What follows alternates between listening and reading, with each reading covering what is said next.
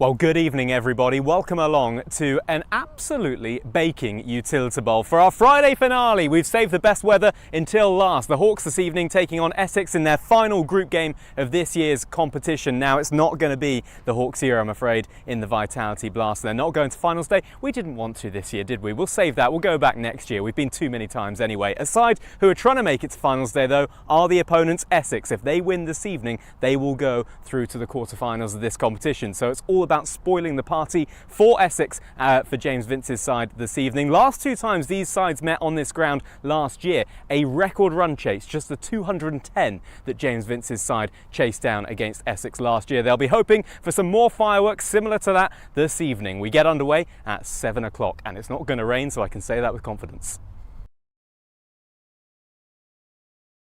That they have to adapt to. Would come down the wicket, Lawrence, and smashes that up towards the pavilion. That's gone a long way, and that has gone 5 or 6 rows back. Feroz Kushi steps away, hits it away up towards mid-off, and that has gone for 4.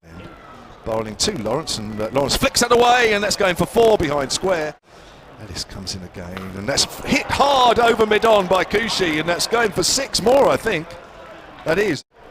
Here's Ellis bowls. Kushi again gives himself some room, and that's gone through the covers, 4 runs. Well, that's a good shot. Boy, you've got that confidence as Turner in again bowls and follows him, and that's a great shot off the back foot through the covers. Important games as Ellis in. Bowl shorter, that's pulled over mid-on, and that's 6 runs. First ball from the left arm spinner, round the wicket. Lawrence goes big as he over mid-on. Oh, yes. That's low and flat, and that's 2 rows back. Here he comes in again. That's a length ball this time, a bit more outside off stump, and that's flicked away behind square. That ball is racing away. Here's Fuller again, and that's hammered away. That's 6 runs. That was always 6 from the moment it left his bat. Under the bat as he's in bowls, and that is slower. That's hit hard down the ground. James Fuller can't get there. Dawson bowls, advances, misses and stumped. Over the wicket, and that's a driven hard wide and mid-off by Pepper. This should be at least 2, and it might even be 4. Have you told your captain that you brought donuts up? As that's trying to hammer away, he's bowled. Leg stump out of the ground, full delivery. There's Turner in, bowls, and he bowled in! Stumps out the ground. Turner in again, that's hit hard to captain James Vince, taken. You'd think so, wouldn't you? Turner in bowls, that's hit him on the pad, appealing for LBW, given! That finger went up quickly. Bowls, and that's played down onto the bit. Turner's literally facing Ellis, and he's gone big this time, and that's going to be caught to deep mid. Oh no, just palmed over. Who's bowling to Buttleman. Buttleman goes for a little scoop, hits it in the air, and that could be out. Liam Dawson. Well, Buttleman got himself in a bit of trouble there. As Ellis comes in and bowls, Harmer gets wrapped on the back, looks out, yes it is. Not much doubt about. Charges in past the umpire, bowls, that's hit hard down the ground. And that's 6 runs. Here's Samson from the pavilion end. McDermott drives on the up through extra cover. There's the first boundary of the Hampshire reply. And scurries in to Vince, and that's hit high down the ground. Lovely shot by James Vince, that's straight into the hover cover. Bowls, length delivery cut through a very packed cover field. This is Allison, and that's hiked away on the leg side by Ben McDermott. Harmer in, and that's hit high up into the air by Ben McDermott. There is a fielder under it, and he takes the catch. Sam's in, and that's hit down the ground. That's a huge shot as well. That's 6 runs. Left arm over the wicket. He's gone for a ramp, and that's high up in the air. That's going to fly down, and that's going to be signalled. Sam's in short, and that's hit up in the air, and that's been given out, caught behind. Again, gone to a sweep shot, hit him on the pad, appeal for LBW, given. It's a beautiful setting. There's Whiteley, plays and misses, and he's out caught behind. Once more, there's the key for Hampshire. Fuller goes big, big, big, big over mid-on. A centre mid. Fuller drives wider mid-off. That's the way to answer that field placing. Here's Allison, look at that, very open stance, hammered away, and it's just over the fielder. Just. Guys, as Critchley in, Vince advances, his high in the air, that could be taken, that is taken! All 6 for 8. He's taller than Paul Walter. That's hit high in the air by James Fuller. Is that going to be 6? Yes, it is. Harmer bowls. Howell swings again, and that's 6. That's a big one. It's been superb, isn't it? Really, it's really come to life. Oh, it's a pull toss. It's in the air. It's going down to fine leg, and has it got enough on it? It has. 4 more, and it's Howell to face. Howell hits it on the air. Back with a point. It's racing away. It's 4. Boost for Hampshire. 15 off 9. Fuller swings. He knows that's 6. He hasn't even watched it. It's 6 over mid-on. Here's Allison to Fuller. Fuller gets a good Yorker and he's bowled. It's just gone through. Good comeback there from Allison. Sams into Dawson. That's heaved through the offside for 4. This crowd has erupted, as has the Hampshire dressing room.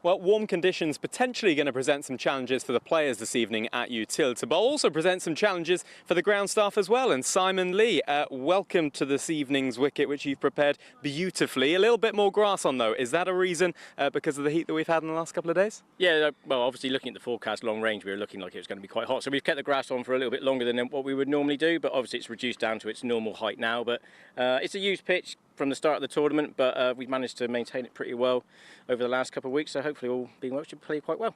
Given we've had a sudden hot burst in the last couple of days, does that actually throw you off in some way? I know you knew it was coming, but considering we've hardly had any hot weather this summer so far, it's a bit of a red herring, isn't it? Yeah, so basically for us it's about managing water levels and maintaining the moisture in the pitches. So yesterday, for an instance, we did our pitch work, what we want to do, rolling, cutting and that kind of thing. And then really it's then getting as much water in the square as we can and actually covering the square up as early as possible to keep that moisture in the square. Obviously, with it being a late game today, we've been open since sort of 10 o'clock. The square's been open to the elements, so everything will be drying out all that time. So just managing those water levels through the week, knowing that today's going to be a really hot, long day, just to try and make sure it stays as consistent as possible. Now, the Hawks might look back at their Vitality Blast campaign and think it didn't go as well as they would have wanted. Do ground staff do a similar thing? Do you look at kind of competition on competition, or does it all just merge into one? No, we do. We're always thinking about how the pitches are played, if they've been a factor in those games, be it T20 or Championship, and you always review it, don't you? I think if you ever look at things and do the same things over and over again, you're probably not developing as a person or as a business. So we're always looking at it, always trying to make changes if we feel that there's something we can do to make them better. And yeah, just always striving to be the best, really. Last time these two sides played on this pitch in this competition, it was 210 that the Hawks chased down. Could we potentially see a similar thing this evening? That would be nice, wouldn't it? It was actually quite similar conditions, wasn't it? It was just after the concert last year and it was really hot. So yeah, look, let's hope so. It was great entertainment. I thought Hampshire played really well in that game because Essex looked like they were going to get an absolutely monster score, and actually Hampshire bowled quite well to bring them back to just over 200, which sounds quite strange, doesn't it? So yeah, no, hopefully that would be really good if it was something like that. Nice one. Well, you're going to have an evening with your feet up because you're not going to have to worry about the covers whatsoever. Simon Lee, thank you very much indeed. Not that my word is anything to go on whatsoever, but I'm going to say have a bat first.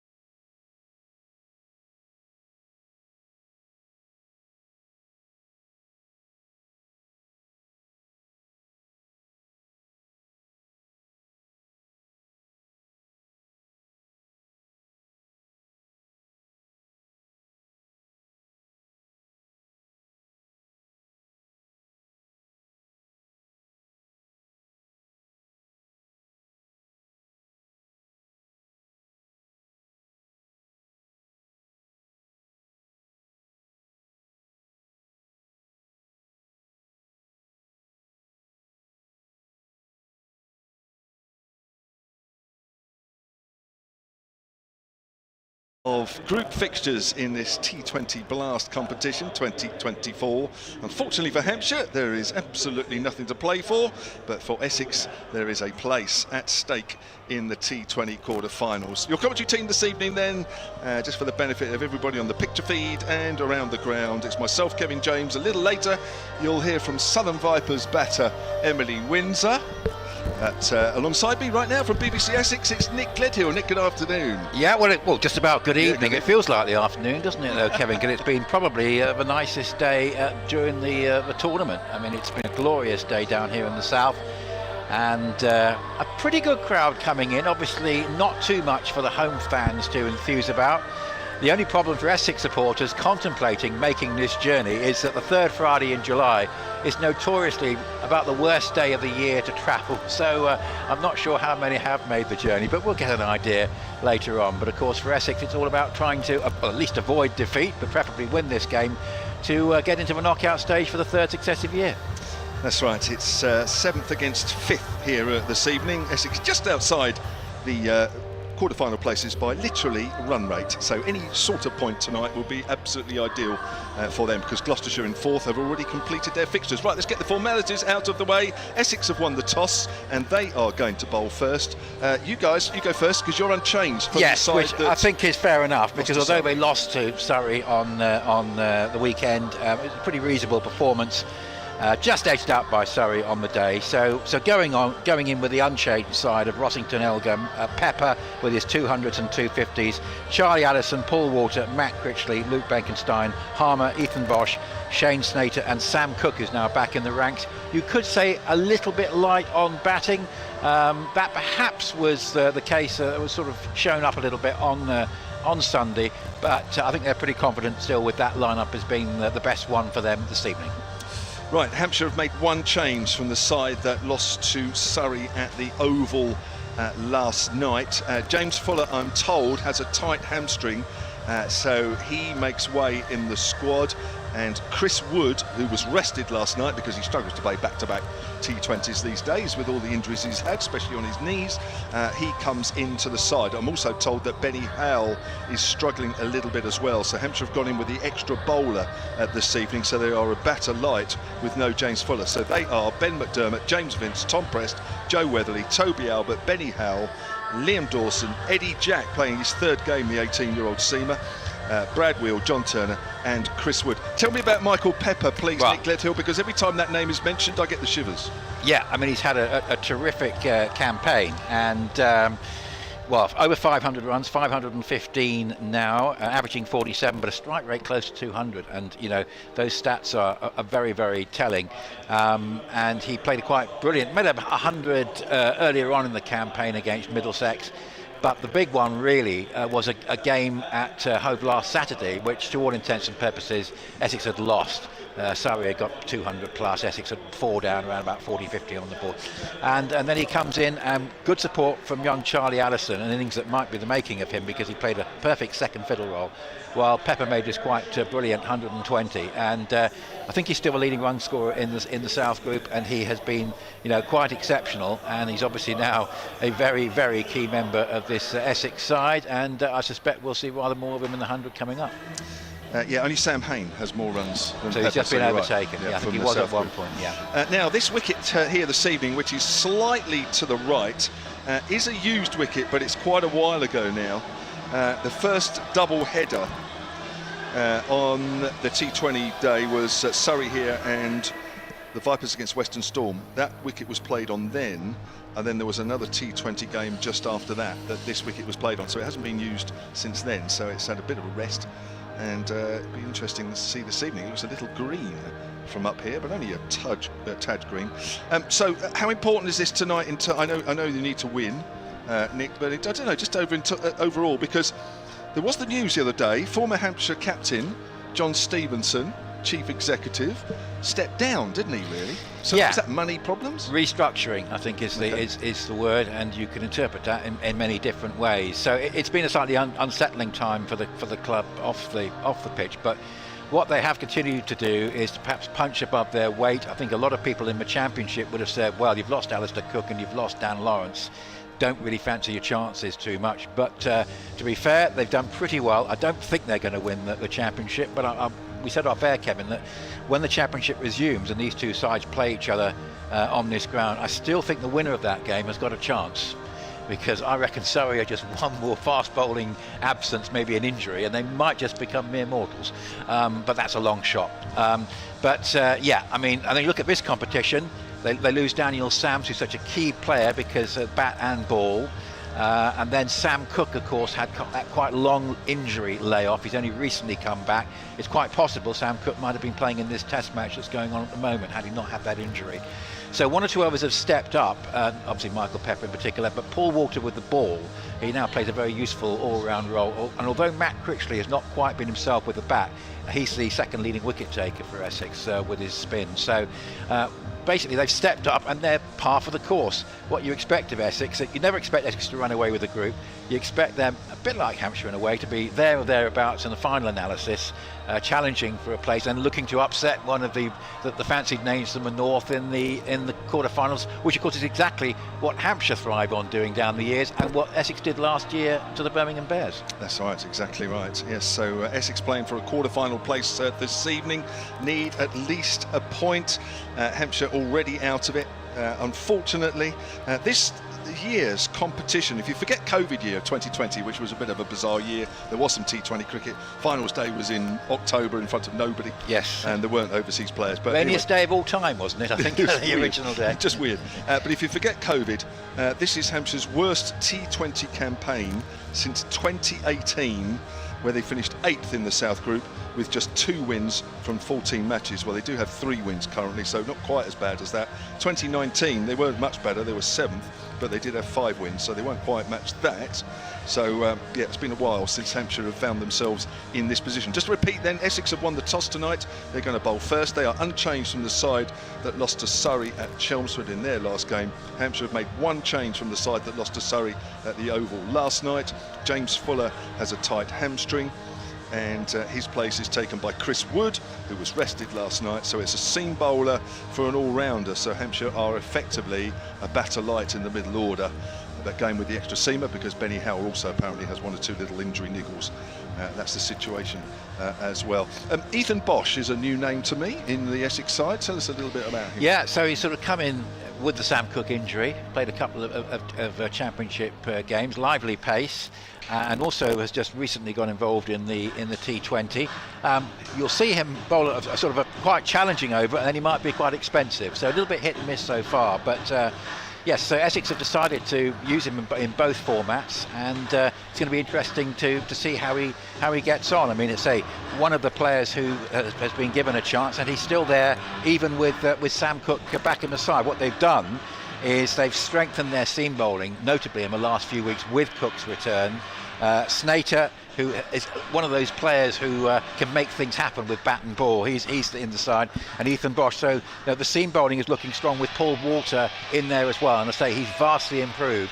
That first season in the 100, I think, did him the world of good when he was suddenly drafted in at the last moment.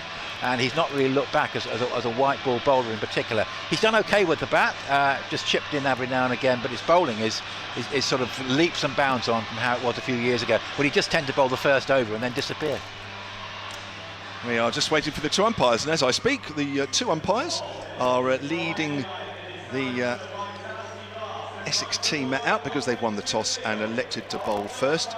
I haven't got the 2 umpires down, actually. You're normally pretty good on that, Nick, but I can't find them. We have Rob White and Mike Burns. Oh, of course, I saw them in the atrium earlier. Of course they are. So they're out almost at the middle, and the Essex side in their sort of, well, they dark navy tops with a bit of red. Yep, fair enough, and they've done what they want to do. I mean, I told you off air that if they won the toss, they'd field. And they've won, as usual, they've won a fair number of tosses, and it was always a bit of a surprise the other day when they found themselves batting first. I think it was the Kent game from memory where that was the case, but they still managed to win that one. But no, their modus operandi is to field first, to look to restrict, and then knock off the target. And I guess they also have looked at Hampshire's recent record and seen 1 or 2 decent starts, but then the innings falling away and not quite getting as many runs as they could, and that probably ties in with the Essex game plan. Yeah. Well, this may be the last game that we see Ben McDermott in a Hampshire shirt. It is actually his 44th for Hampshire over 3 seasons, but his runs this year are a little bit down, just over 170 runs in this year's competition, averaging 17.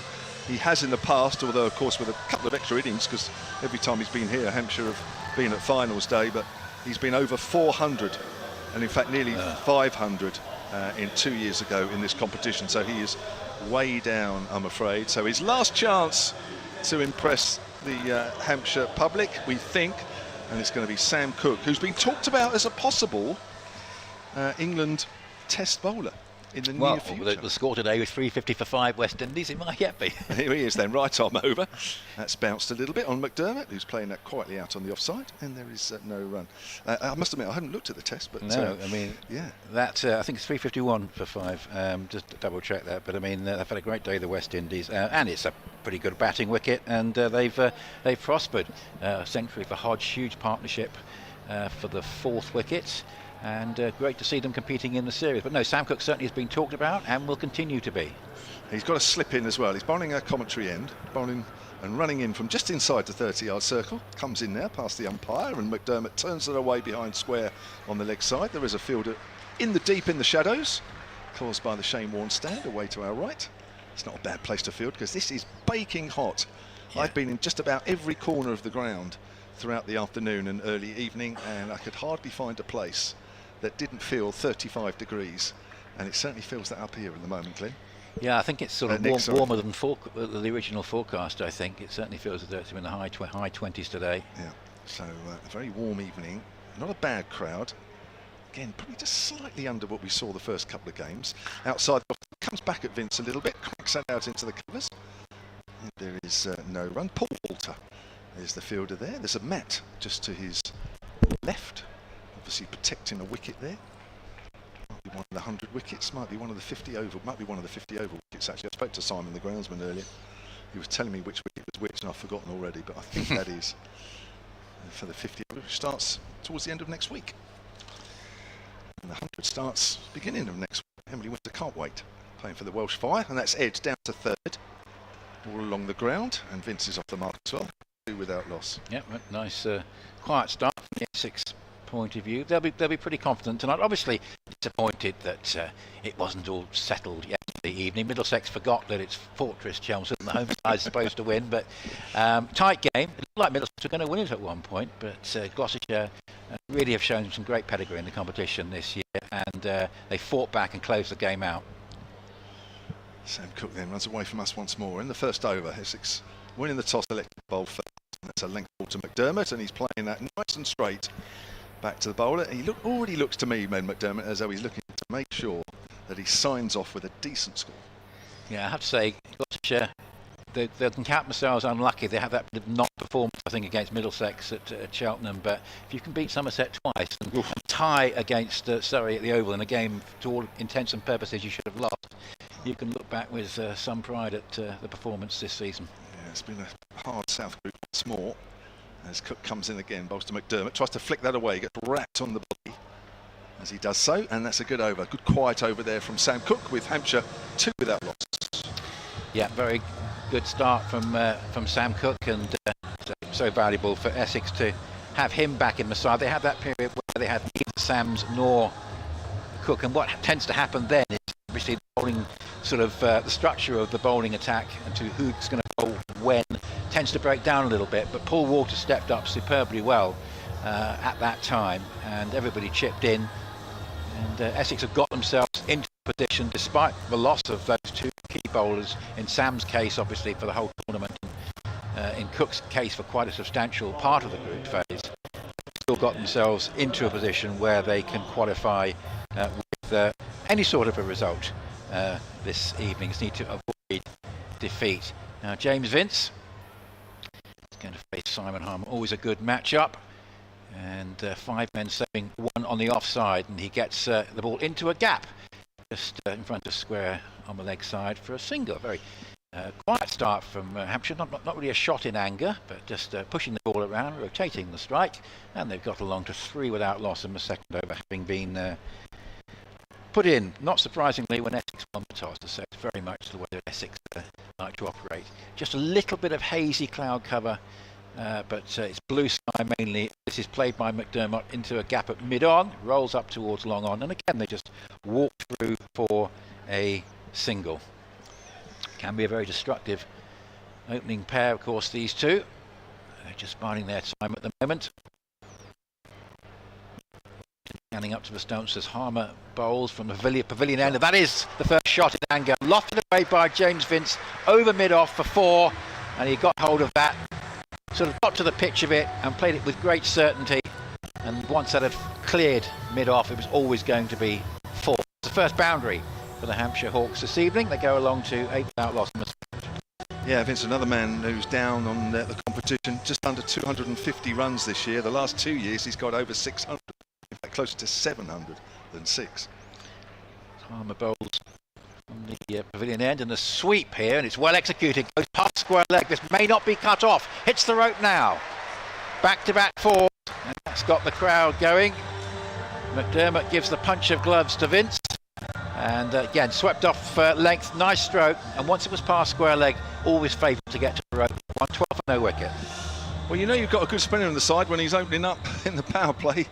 And we know Simon Harmer's a good spinner, but he's under pressure already. Again, bowls a flatter one, an attempted pull shot, and it goes to past square leg and goes away for the third 4 off successive deliveries.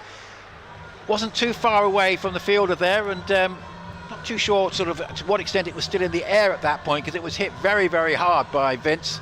But with some ferocity, he's put that away to the square leg boundary for 3 consecutive 4s. Well, that's a good start already by Hampshire. Let's hope this momentum continues.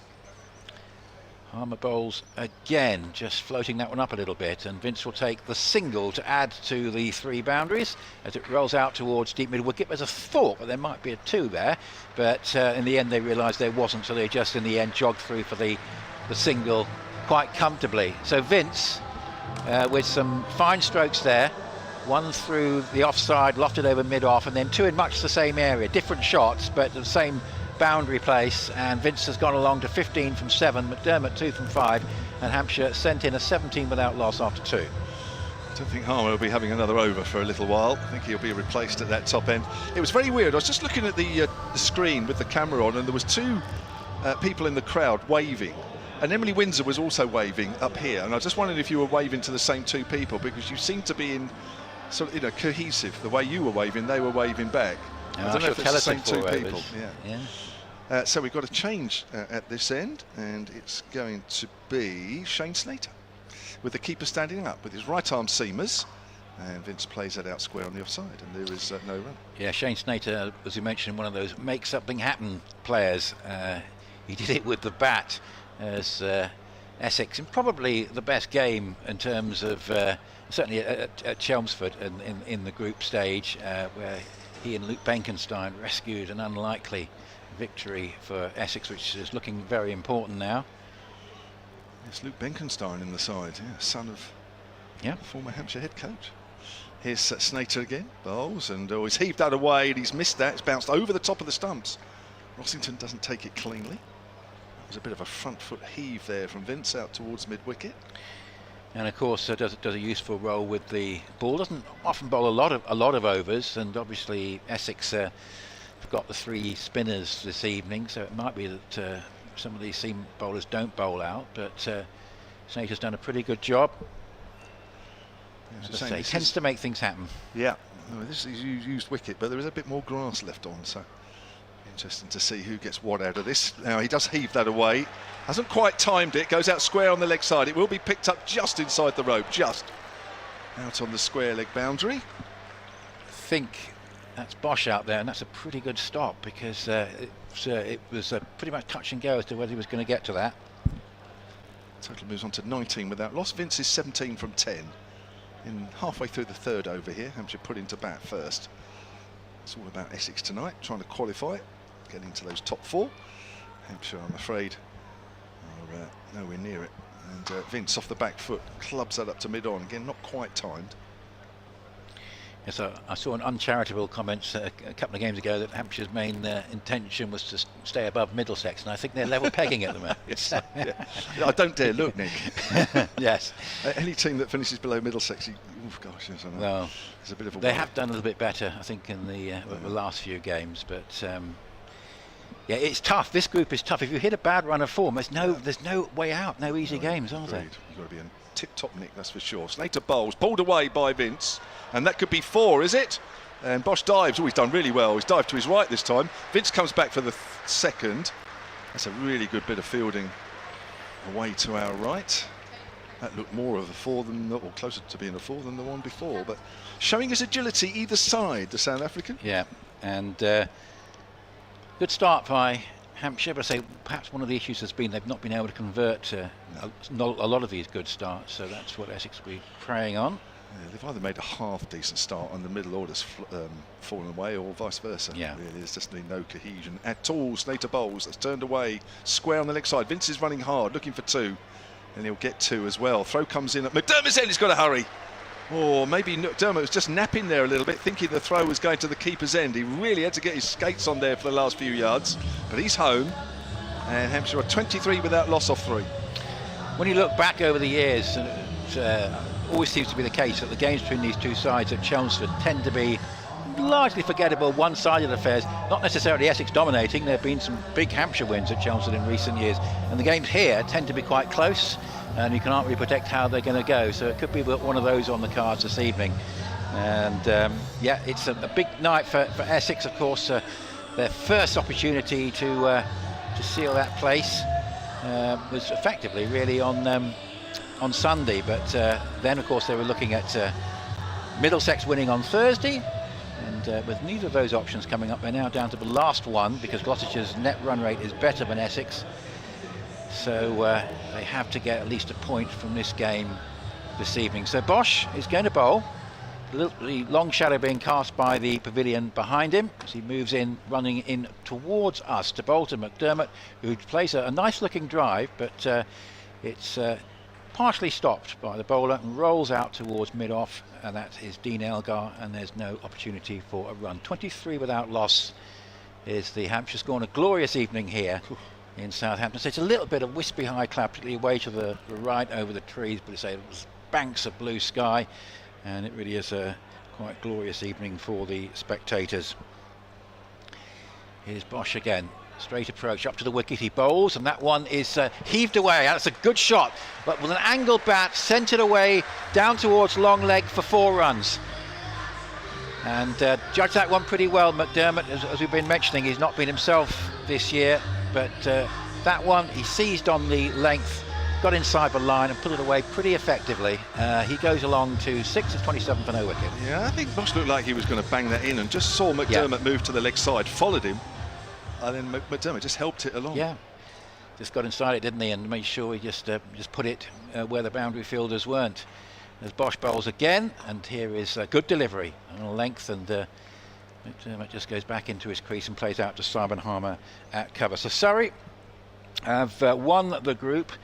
I think that's confirmed by the result last night, wasn't it? But Sam Curran got 100, and so 20 points. They're playing their last game away at Canterbury this evening, but all done as far as they're concerned. And then Somerset on 17 with a good net run rate.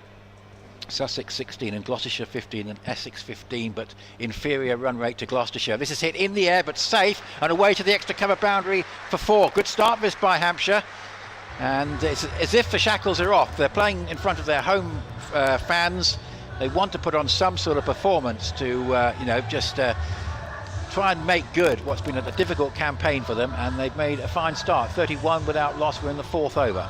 I don't think Bosch has done a lot wrong. Again, he's tried to follow McDermott, who's gone to the leg side. McDermott's just played a super shot. Bosch turns again. Shadow just being cast behind him.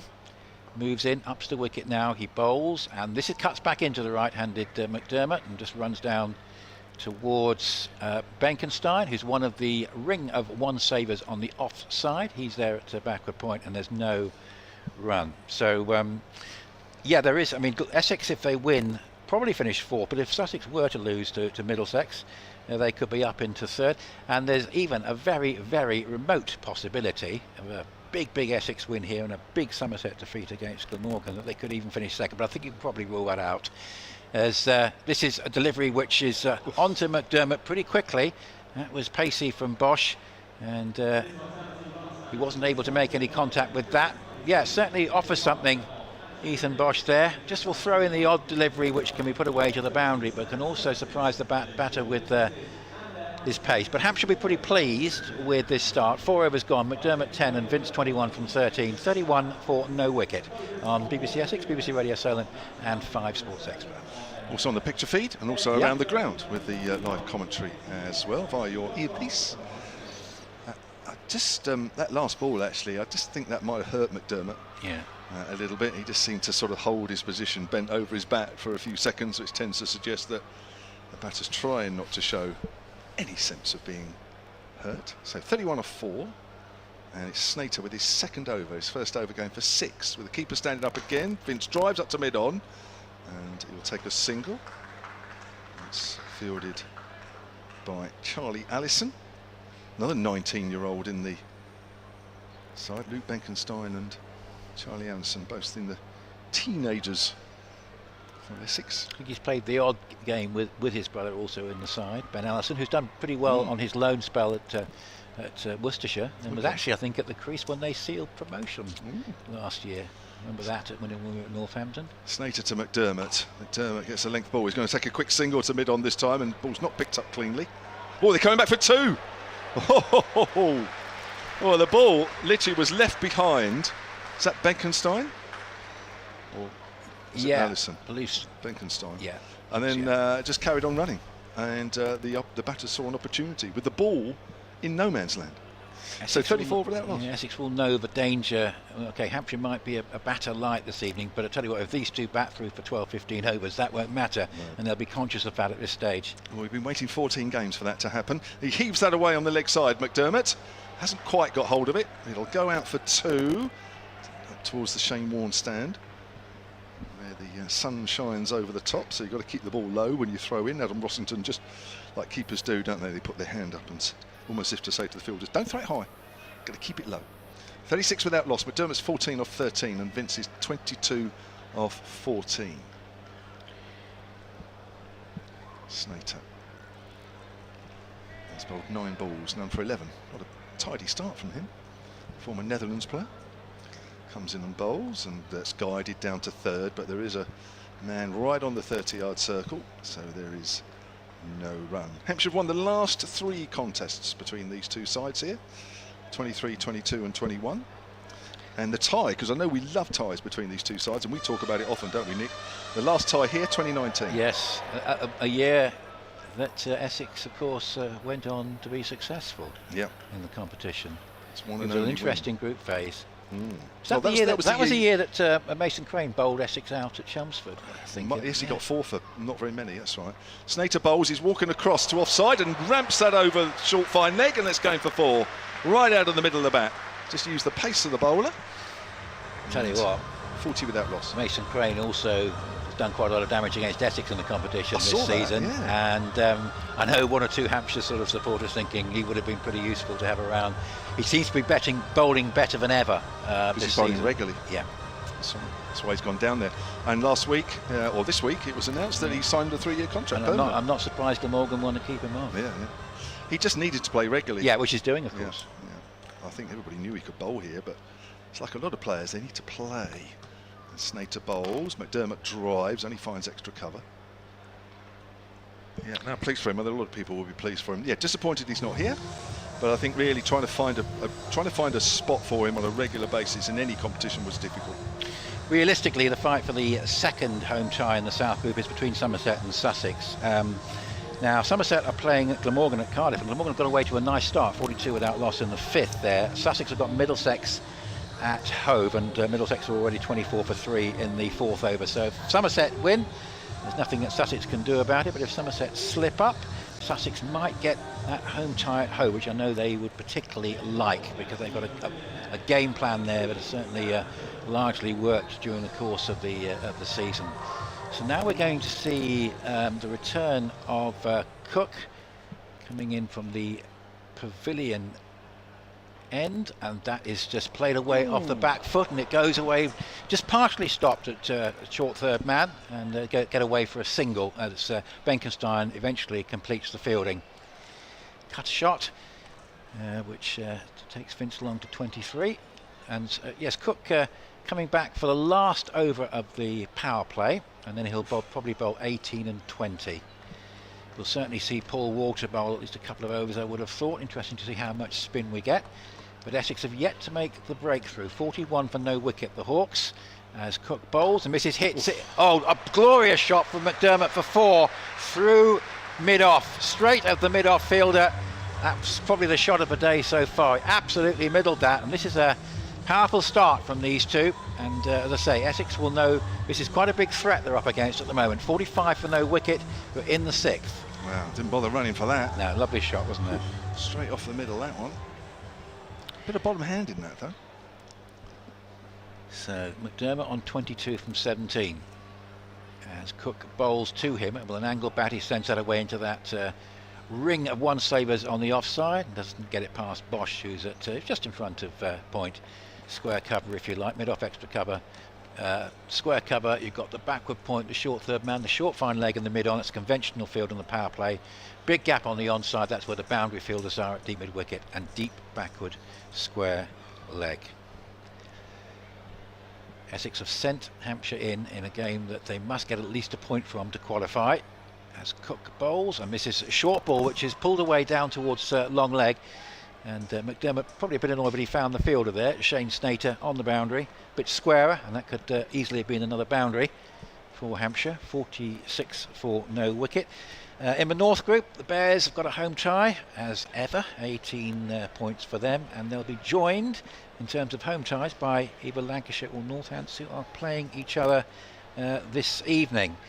So it's very much a winner takes all in terms of the home ties. All 3 of those have qualified. That is a delivery which Vince looks to just steer away into the offside, doesn't get much bat onto it, and Benkenstein moves in. The real battle there is several sides involved in the chase for the 4th spot. You've got Leicestershire who are playing the Bears this evening. You've got Derbyshire who are playing Durham, those 2 sides both on 13 points, and Yorkshire who are playing Nottinghamshire, who of course have not got going at all in the competition this season, down at the bottom of the North Group, which has been a bit of a surprise. 46 for no wicket as Cook bowls again, and that's a short one, and a sort of a swivel pull and down towards fine leg, deliberately hitting it away from that long leg fielder and getting through for a 2nd run. So a very positive start by Hampshire, and they'll be pleased with this. 48 for no wicket, McDermott 23 and Vince 25. A few more words from Kevin, and then we're going to welcome Emily Windsor. So we assume this is the last match that Ben McDermott will play for Hampshire. He's had 3 years here. He's enjoyed a trophy-winning season in 2022 and a semi-final spot last year, but I guess he and 1 or 2 other players just haven't quite been up to the mark this year. Emily. Good evening. What an evening it is, and what a pitch it looks as well, Kev. Yeah. I'd want to get my pads on and have a bat down there. And a good start for Hampshire. It's always nice, isn't it, when you get momentum into the innings straight away. And the key with this as well is not lost a wicket in the power play. I don't think we've seen that much for Hampshire. Matt Critchley with his leg spin is in, and that's hammered away off the back foot by McDermott. Goes to wide mid-off. Vince will take 2 here. McDermott again, he's thrown at McDermott's end. He has to hurry there. 1 or 2 fielders are asking the question of the square leg umpire. Again, it just looked like McDermott was surprised. The ball coming his end. 50 up for Hampshire in the 7th. Yeah, and I think Essex have making a choice here, aren't they, of which end they're throwing the ball at. So hopefully it becomes apparent to him. Yes, needs to wake up a bit. He's worked that away square on the offside, straight to a fielder. That's Paul Walter. But yeah, it's nice to see these 2. We've been used to over the last, well, 2 years, not so much this year, of these 2 getting on a fair few games, getting Hampshire away to a good start. Haven't quite done it. Oh, he's almost taken Vince out there with a slap up to mid-on. Vince did well to get out of the way of that, to go through his legs. That's one of those, I think, if you're a man and you jump at slightly the wrong time, you're in trouble and you're down for a little while. Yeah. Or you just accept that it's going to hit you and then surprise when it doesn't. 51 without loss. I'm sure Vince was like that.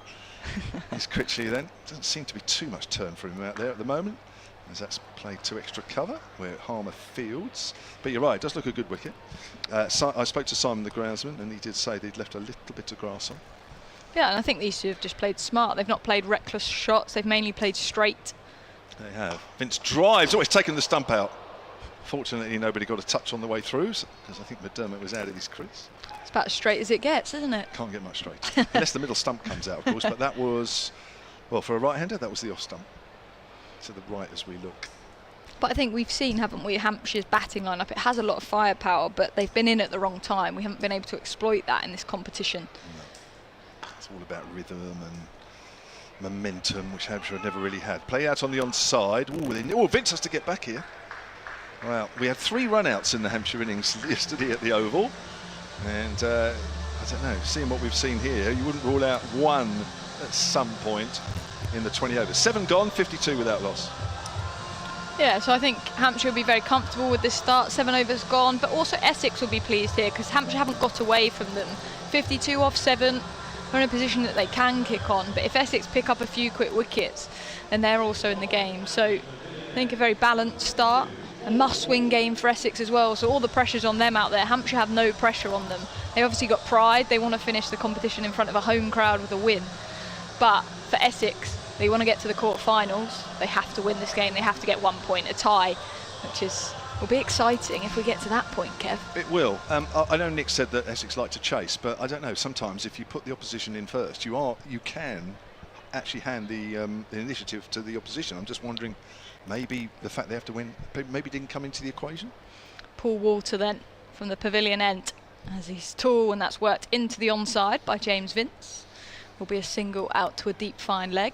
He'll move to 27, 53 without loss Hampshire. Yeah, I think it's one of those that I think actually now in shorter format cricket we find teams prefer to chase in the men's game generally. They back sort of their lineup to chase it down, and sometimes it's hard to defend, especially at a pitch like this, an outfield like this. It is a big playing surface though. As Paul Walter left arm round the wicket, bowl, short ball, and that's gone way over his head and will be signalled a no ball. Oh, I'll tell you what, I think if he got on his shoulders, McDermott still wouldn't have reached that. That's high. Yeah, it's coming from a height. Tall Paul they call him, don't they? I love that.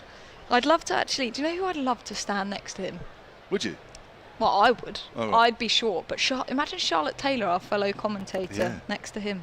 Wow, she'd get a neck ache, wouldn't she? Paul Walter, left arm round the wicket again, short, but worked out to deep square leg by Ben McDermott. He'll move to 27, 56 without loss. An obvious plan here, going into the right-hander with all the fielders out on the leg side. She'd look like his 5-year-old niece or something. A baby probably compared to him.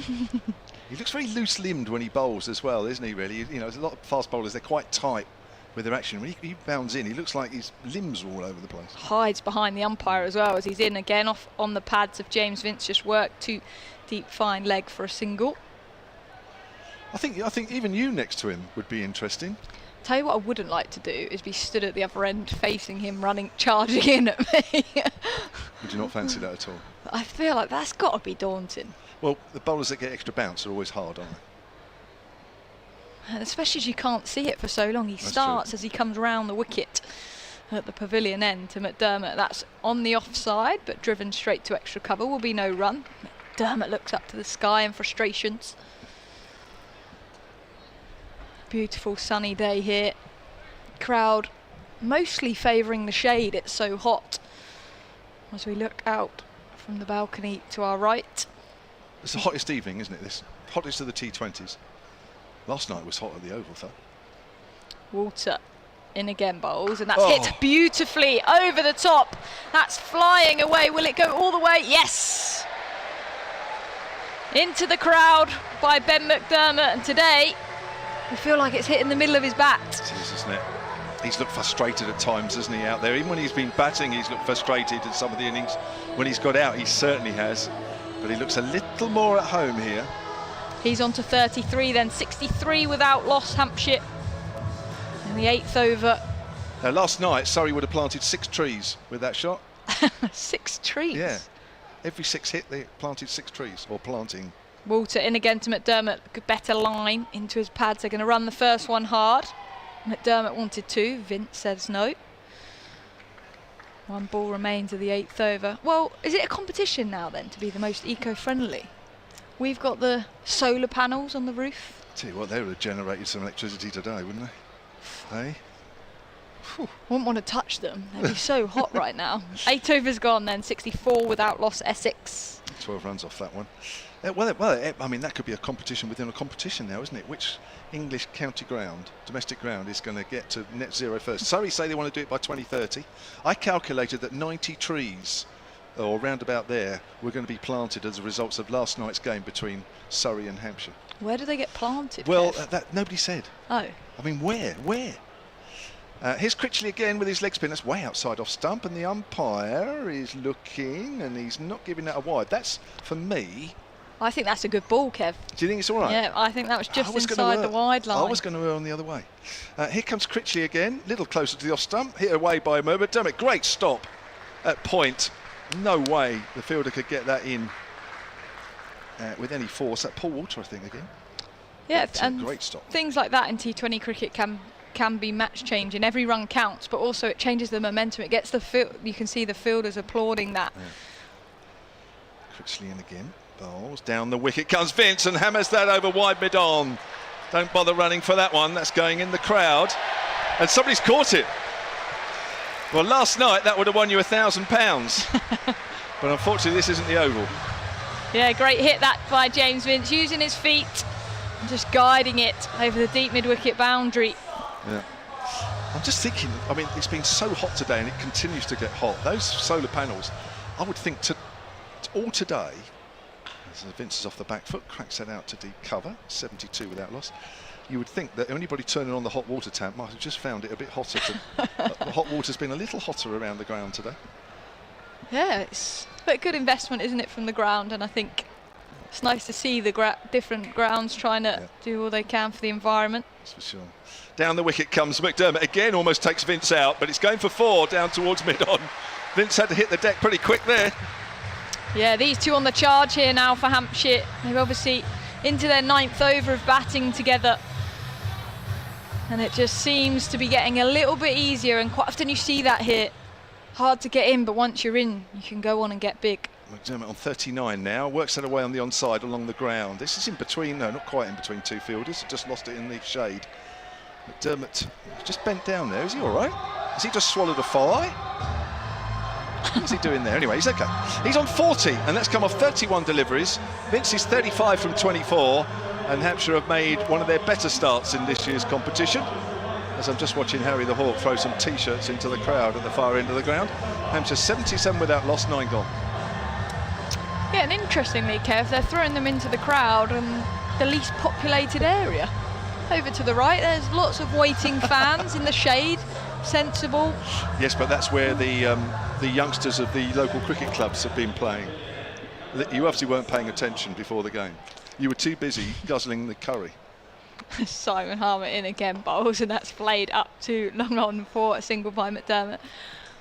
All those 3 ice creams that you had. That's more like it. Generous today. Nice having those ice creams, isn't it? So we don't usually get that. Weather for it as well. As the captain of Essex, Simon Harmer, from the pavilion end, bowls to Vince, who just opens the face and plays that up to long off for a single. Vince moves to 36, 79 without loss. Hampshire and Essex need a wicket here. A reminder, Essex must win this game or tie the game to qualify for the quarter-finals. As Harmer in, and that's pushed into the offside. Clever batting by McDermott. Quick single, and he moves to 42, 80 without loss. Harmer has 3 fielders out on the leg side. A long off and a deep cover to Vince, and he's played that pass, a diving extra cover inside the circle, and picks up a single to long off. He moves to 37, 81 without loss, Hampshire. Is this the best start in the competition this year? I mean, I'd have to look it up, and I don't know off the top of my head. If you do know, and you're listening, summmitcricket@gmail.com. Harmer in, swept to misses outside the off stump, taken by Rossington. And he half appeals to the umpire, but a rare dot ball. Yeah. Oh, if only this was the first game of the T20 season. the way Hampshire are playing. Yeah. If only.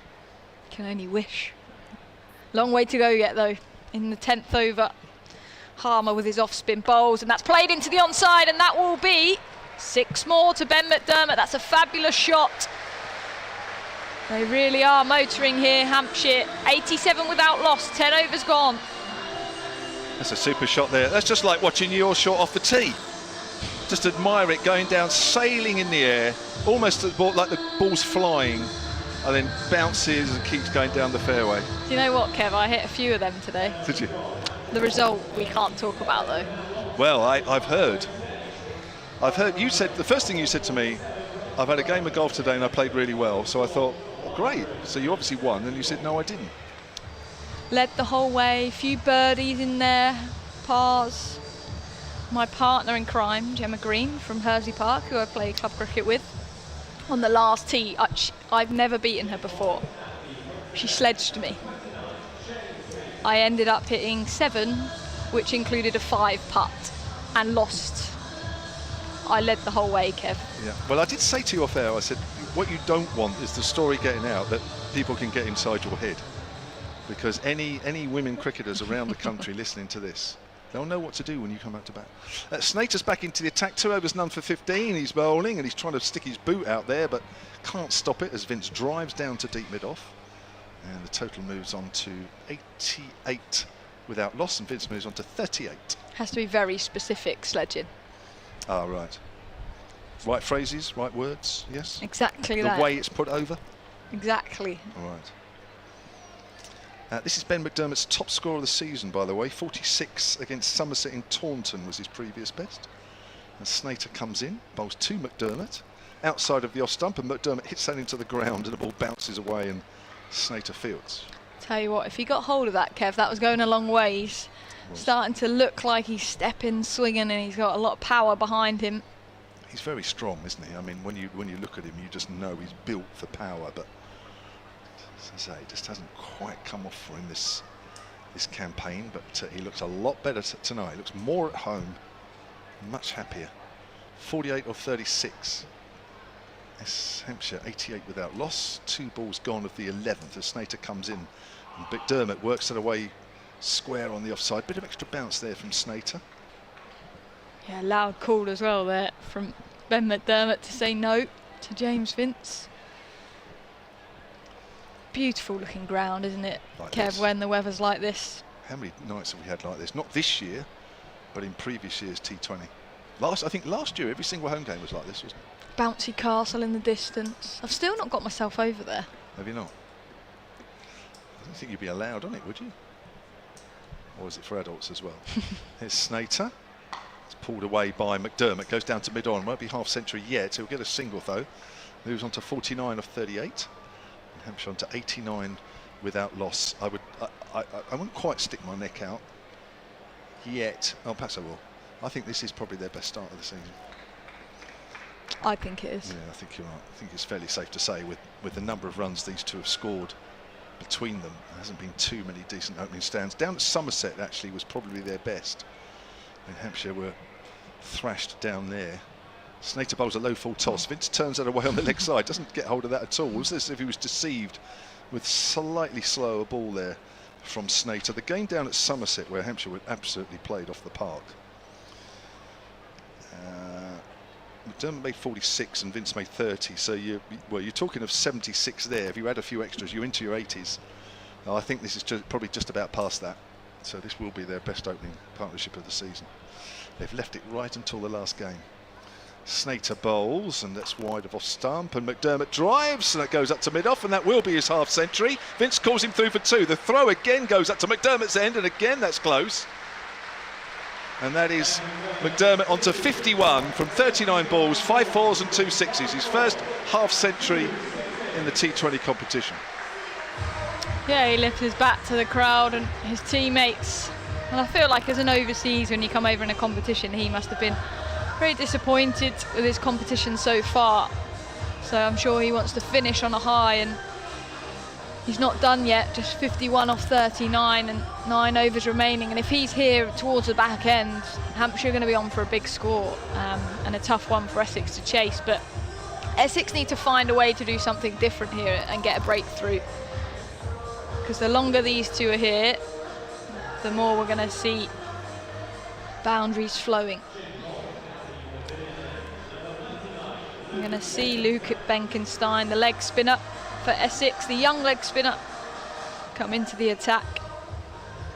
Simon Harmer trying another bowler up his armoury as he'll be bowling to James Vince. That's short and that's pulled into the onside, into the sun. It's tough out there when you're fielding square of the wicket, but does very well. Vince picks up a single, he's on to 40.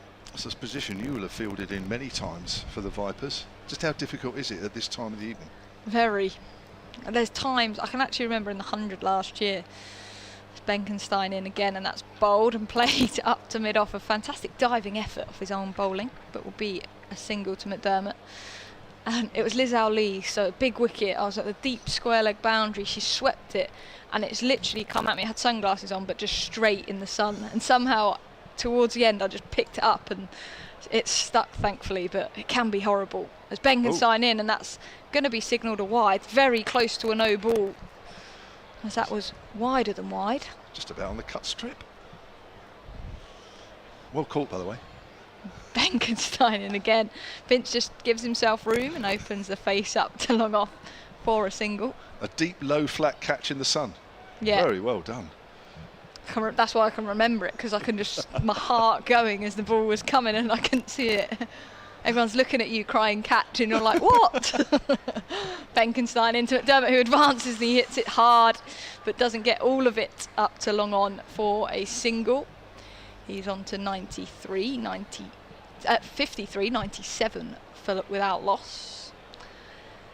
I tell you what, pace off does look tricky on this. We saw Snater bowl him in the last over, hard to get away as Benkenstein's in, and that's played back to him by Vince hard along the ground. Will be a dot ball. So varying pace seems to be the way Essex are going.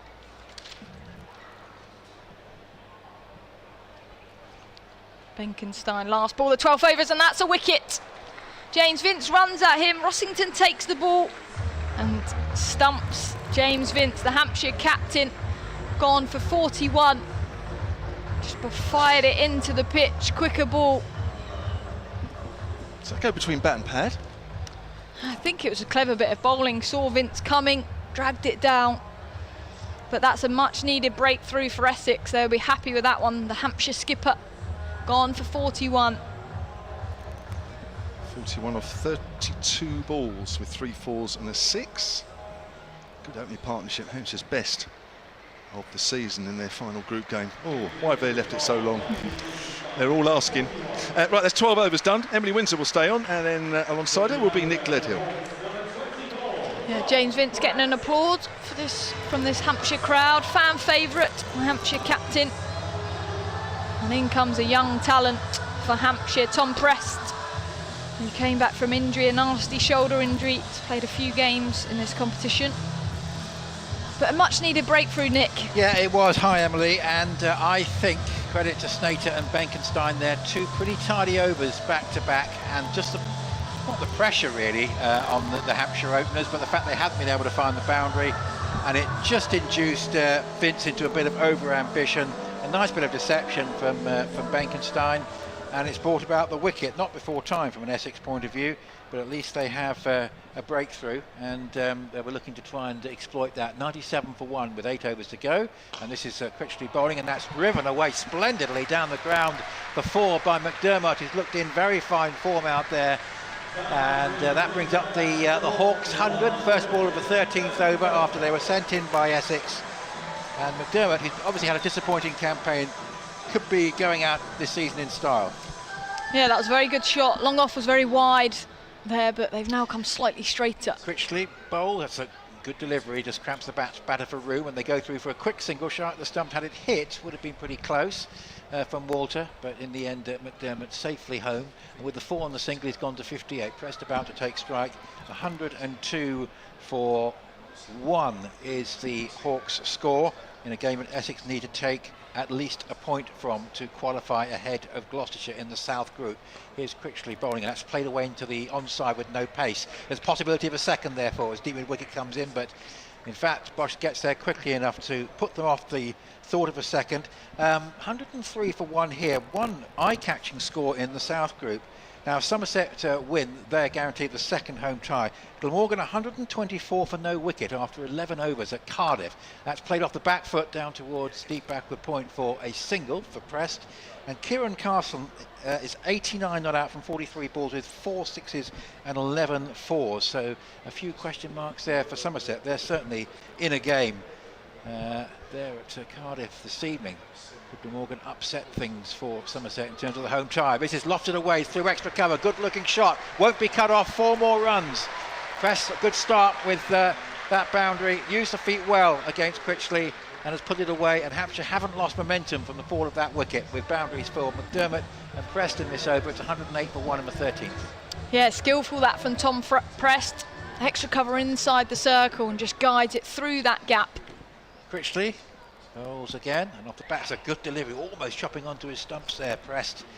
And Critchley has bowled really well in this competition, so he's been not quite himself with the bat, but my word, he's done well with the ball. 14 wickets at an economy rate of 8.47 going into this game, and that was a very tidy over from him. He has 1 to go. Benkenstein 1 for 5 in 1 over, so I suspect we'll see more of him. There's no reason not to. 7 overs to go, plenty of bowling options for Simon Harmer. 108 for 1. Essex will feel they've still just about got control of this, but of course 9 wickets in hand, power to add for the home side. Yeah, an average first innings score here in this T20 competition, 169. So Hampshire from this position will be looking to go way beyond that as Benkenstein, the leg spinner, in bowls. That's driven hard by McDermott. There's a fielder coming round at long on, but he may not bother because it's hit McDermott's bat again, and that's 4 more. He's to 63 now. 112 for 1 Hampshire. Yeah, lovely shot. He really is playing well here. Is McDermott. The innings that's been missing, I think, for most of the campaign. Benkenstein just coming past the shade, bowls, and that's cut into the floor and will be fielded no run. So far for Essex, Sam Cook has bowled 2, he'll bowl 18 and 20. Simon Harmer 2 overs for 25, a bit more expensive than he has been of late. Benkenstein in again, just waits for it and plays it up to long off for a single. He's to 64, 113 for 1 Hampshire. His overall economy rate is 8.4, so that's a bit above that today. Snater 3 overs for 20, but that last over he bowled was particularly useful. 1 over from Ethan Bosch, and Critchley's bowled 3. There's still possibly 3 from Paul Walter. Benkenstein to Prest, who switched around to go for a reverse sweep. Benkenstein cleverly follows him. So there's a dot ball. I think he'll certainly bring Paul Walter back because he's shown great pedigree bowling me for late overs, and Cook certainly 18 and 20, I would have thought. Benkenstein from the pavilion end to Prest, who hits that high into the air. That's gone straight. There's a fielder coming round and does very well to keep that inside the boundary rope. They're going to have to run a couple. Throws it to his teammate as he was going to run across the boundary rope, but great bit of work that for Essex. Yes, the parry throw went much further than the normal parry throw, didn't it? But a long off backing up, but made sure that it wasn't the extra run and kept it down to 2. Pressed on 7 then as he faces up to Benkenstein into the pitch, and that's heaved up to long off for a single. Tell you what, it's a good attendance. It's lovely weather, obviously, to bring out the crowd, but nothing really for Hampshire to play for here. But it's a pretty good attendance that's built up, and I think there's not too many counter attractions this evening. People wanted to come along and watch the cricket, Emily. It's filled up quite nicely. 116 for 1, and the position that Hampshire haven't been in enough in this campaign, have they? So they've got a bit of a launch pad here now. Yeah, and I think the thing that excites me, as I said earlier to Kevin, we've got a very powerful middle order in Joe Weatherly, Toby Albert, Benny Howe, and Liam Dawson has shown that he can clear the boundary rope as well. And we haven't seen them in the right time in this competition. They've all been in so early that they can't come out and express themselves how they usually would. So Hampshire finally put themselves in a position where they can now build, go on, attack every delivery.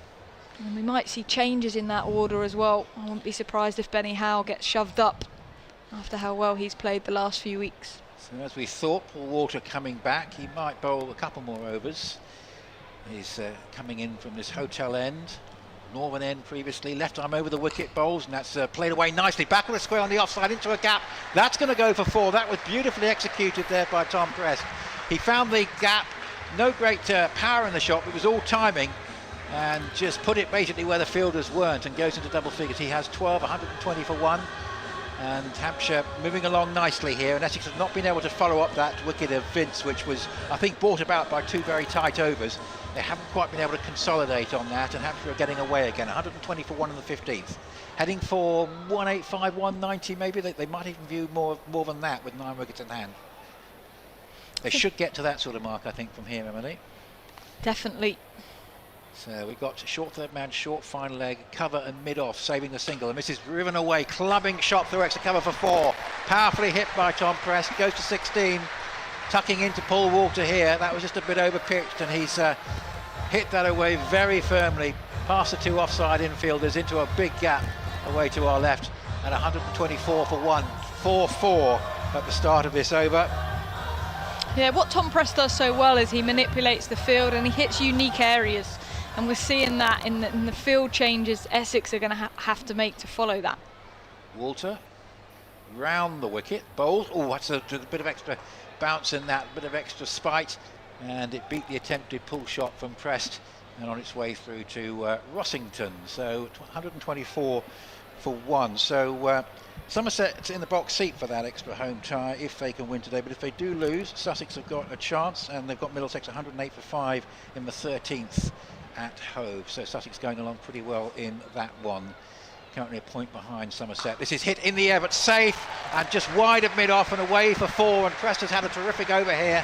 He goes to 20 from 10 balls, and 128 for 1. A few danger signs here for Essex, who've only taken the 1 wicket. And that was brought about by 2 overs of pressure and good bowling, but they've just lost that pressure, lost that hold on the Hampshire batters in the last few overs, and this pair getting away. Yeah, I think for me as well, it's execution here from Paul Walter. He's got 3 people out on the leg side, and he's bowling width. He's bowling in Tom Prest's arc, and that's going to see a change in field. Square legs coming out, long offs to the deep, and that's a much better field to Tom Prest for me, who favours that offside and the line Paul Walter was bowling. Here's Walter going round the wicket and bowling, and that's lofted away. It goes over 2 infielders on the onside. It'll bounce a couple of times, possibly. No, it's gone all the way. I thought that didn't quite have enough power to go all the way for 6 over long leg, but it has. And what an over this has been for Tom Prest. 4-4.46. He's gone to 26 from 11 balls, and this is a little bit alarming now for Essex. 134 for 1, the Hawks. We're in the 15th over still, and Paul Walter hasn't gone the distance too often like this in the campaign. Leading wicket taker for Essex in the competition. Yeah, Prest is such a young, exciting talent for Hampshire, and he's really made his mark in the last few years in the T20 competition. Yeah, he really got hold of that. It was really well timed. It wasn't hit with great power, carried all the way for 6. This is a short ball, well executed by Paul Walter, a surprise delivery. Just digging that one a bit short, and it went by shoulder height. Prest was going on the cut, didn't manage to make connections, but he certainly did connect with 4 deliveries in that over, making it a very good one for the Hawks. 134 for 1 after 15, on course for surely 190 plus with 9 wickets in hand. And Essex, you just need a couple of wickets here to break momentum, Emily, because if this pair stay together, then they're certainly going to be pushing up towards 200.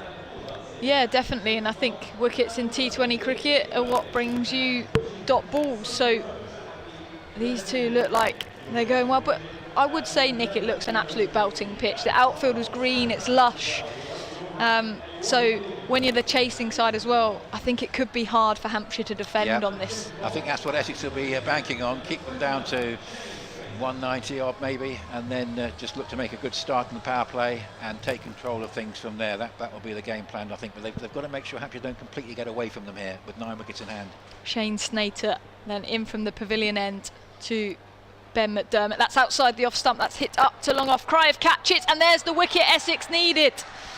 Ben McDermott has gone for a beautiful 64 off 47, but that's certainly something Essex can stem. Hampshire must-win game for them. They need at least a tie, and McDermott's gone, the big wicket, the overseas 134 for 2. Yeah, Harmer out there in the distance, making no mistake. Just had to judge that one. Move a little bit in from the long off boundary, but that's a really vital wicket because the way Press was batting in that last over and the way McDermott's gone in this innings, I think 5 overs of that, and it could have gone 200 plus. So 134 for 2, and Essex take a wicket at a good time. But what a fine hand from Ben McDermott, and a bit of discussion as to sort of whether he'll be with Hampshire in next year's competition, but if he's not, he's gone out in some style. Benny Howe then moved up the order for Hampshire, coming in at number 4.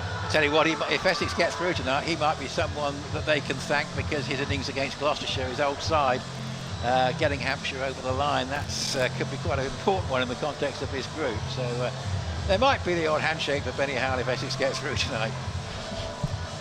He did a fine job. That was obviously a very good innings from him. Show what he could do. At his best, a really fine player. Yeah, he's got all the tricks as well. We see many ramps, many sweeps from Benny Howe.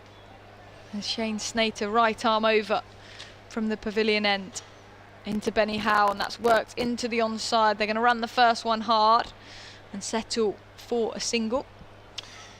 So North, the Bears got a home tie, and they'll win the group if they win tonight. They're playing Leicestershire, who are in contention for the 4th spot in the group, but the Bears doing pretty well. 123 for 3 in the 13th over of that one. 135 for 2 then Hampshire in this first innings.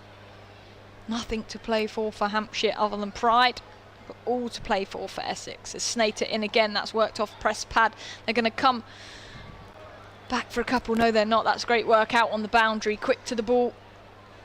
Keeps it to just a single. And something Essex will be happy with at this stage. And the battle for the other home time in North group. Lancashire going into the game a point ahead of Northants, but it looks a good contest. Lancashire 127 for 5 in the 14th against Northants. Had a great win against the Bears last night. Snater, right arm over the wicket. That's hit high into the air by Benny Howe. A cry of catch it. It's into the sun, but a great take out in the deep. And that's back-to-back wickets now for Essex. 136 for 3, and Benny Howe has to go for just the 1. Yeah, young Charlie Addison there. There's a bit of sun there. I think that would have come into the equation, just looking in his eye line and coming in from deep square leg. So Howe goes cheaply, and this is a way back for Essex here, just breaking momentum late in the day, but they're starting to take wickets. And of course, if they can keep pressed away from the strike, or preferably get him out, then again, they've got a chance of keeping Hampshire down to something around about 180, 185, which I think will be below par from where Hampshire were. But yeah, it's been an encouraging over, and it's typical Snater. He might just go the distance once or twice, but you look at his figures here, 2 for 22 in the 4th over, and he's thoroughly justifying bowling his full quota here. Yeah, skillful for me, Nick. He's been varying his pace well, yeah. Probably better than the other bowlers here tonight, and that looks tricky. He's a very experienced practitioner now. Of course, he's obviously sort of got himself into being a first choice in the championship side, and you know, he's got this ability just through his experience and being able to make things happen, varying his pace, can just get those breakthroughs and bring Essex back into games, and occasionally with the bat, as he found earlier in the season, just helping getting a surprise win. Mid-wicket into the circle then. We very rarely see that in T20 cricket. A Snater in, and that's played to that mid-wicket inside the ring and is a dot ball. So he's opting to Joe Weatherly. You can see they've done their prep. They had a 3rd out in the deep, but now they've got that dot. 3rd has come back up into the circle, and mid-wicket back out on the boundary. Yeah, it's Hampshire obviously looking now for another partnership to get them that score that they want. Snater in bowls, that's hit him on the pad, and it's going to be a dot ball to finish the over. That's a fantastic over from Shane Snater. 2 runs and 2 wickets from it, and that's really stemmed the Hampshire momentum and pulled it back towards Essex. 4 overs remain, 136 for 3. Yeah, and this should now be not much more than 180, 185, and you're saying it's a pretty good pitch, and it does look like that. So Essex, given the fact there was that big first wicket stand, I think Snater played a part in breaking that because he bowled a tight over before the Benkenstein over that got the wicket, and now he's come on and he's got another success. So he really has played his part this evening. But Tom Prest, from the Hampshire perspective, has been superb. Interesting here, it looks like Cook is going to bowl 17 and 19. I've sometimes seen him bowl 18 and 20. If he does bowl 17 and 19, it'll be interesting to see who does go for over number 20. Potentially Paul Walter, with Snater having bowled out 2 for 22 in 4 overs. That'll be an interesting one for Simon Harmer to decide. But Cook is going to bowl 17. He comes in from this hotel end. That's hit away in the air, but safe. It goes to the third man boundary. That was pretty good execution from Prest, who's scoring a very high percentage of runs in boundaries. And I think he's hit a 4 or a 6 off 5 of his last 7 deliveries. He's gone along to 31 from 14 balls, and that was just very good placement because it was wide of the third man, past the short third man and away for 4. And this has been a really terrific cameo from him, 31 from 14. Yeah, he's really manipulating this offside field really well. I think if you're a bowler stood at the mark, you don't quite know if you want a deep point, deep third, deep cover, deep extra cover. He's playing beautifully through the offside. Shadows now over half the pitch as this is hit along the ground. Oh, Walter misses out on his dive at cover, but there is a backup fielder and there's no chance for a second run as Charlie Allison, who took the catch a short while ago, completes the fielding. 141 for 3. Prest to 32. That's his first single for a while. He's been dealing in boundaries.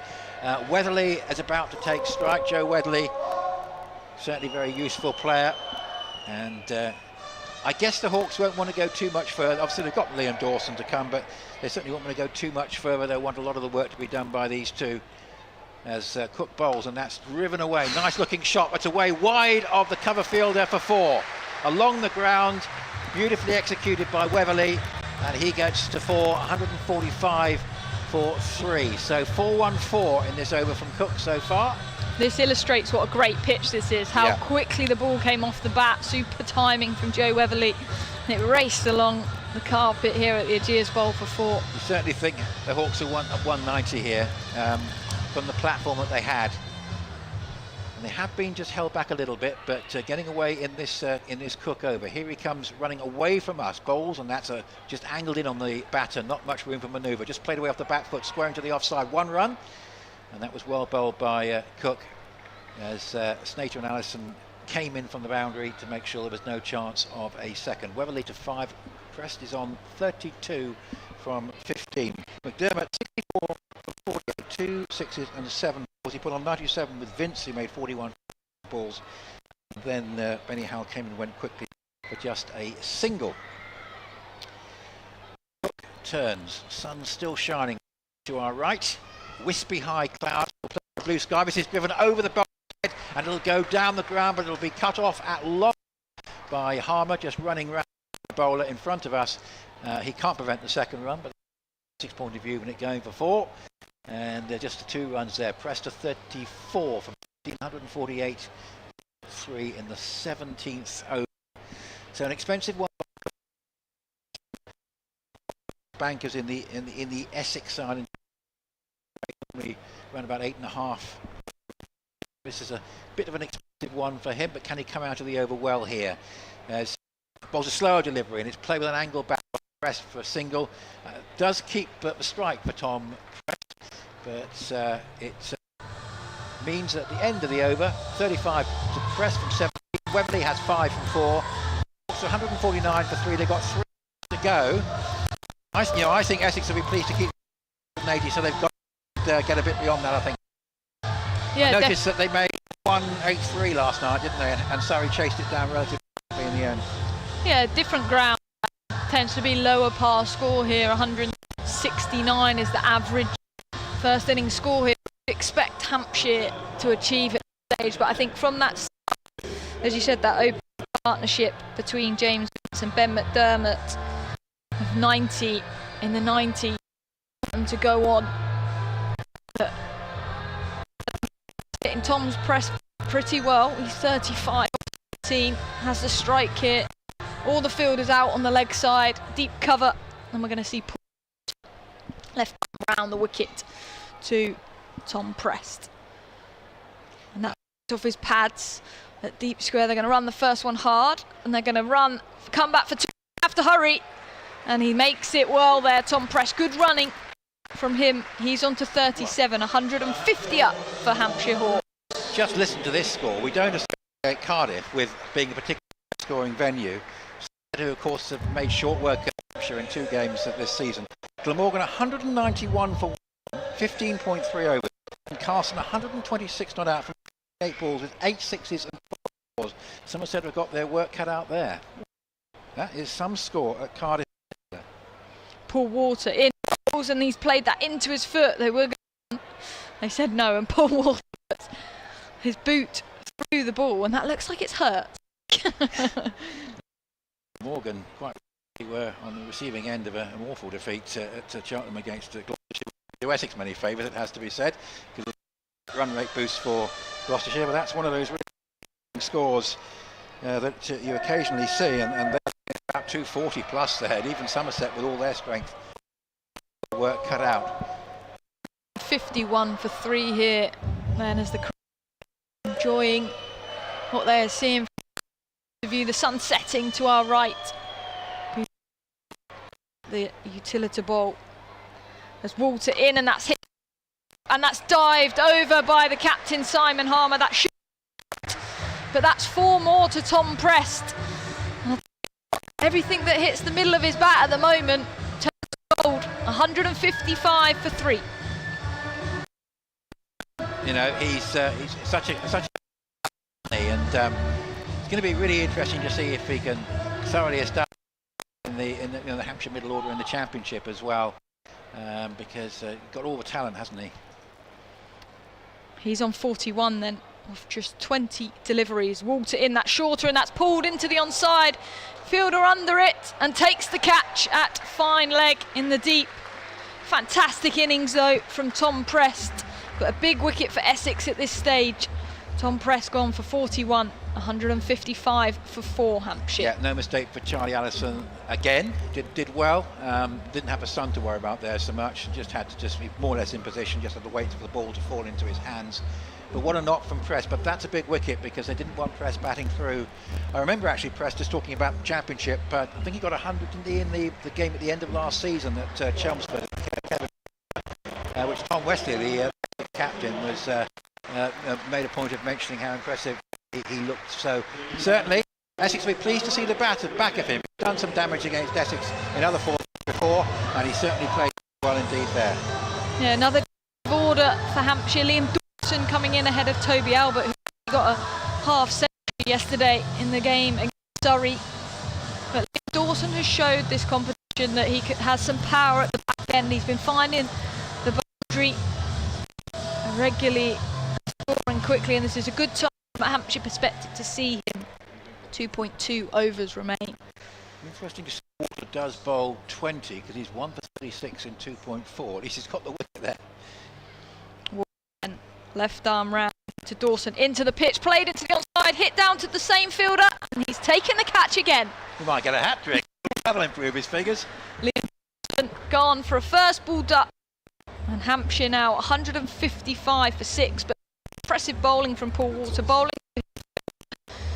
and Dawson couldn't have picked him. He's bowled to say he's not been phased by the fact he's gone the distance a bit this thing, which is, I think you know, it's a bit more expensive than he used to. But, just showing, yeah, Allison is looking pretty safe there, and this is a good fight back because there was a little spell just before those two that brought the breakthrough against Vince, and then Preston McDermott, I thought, really got away and was threatening mayhem.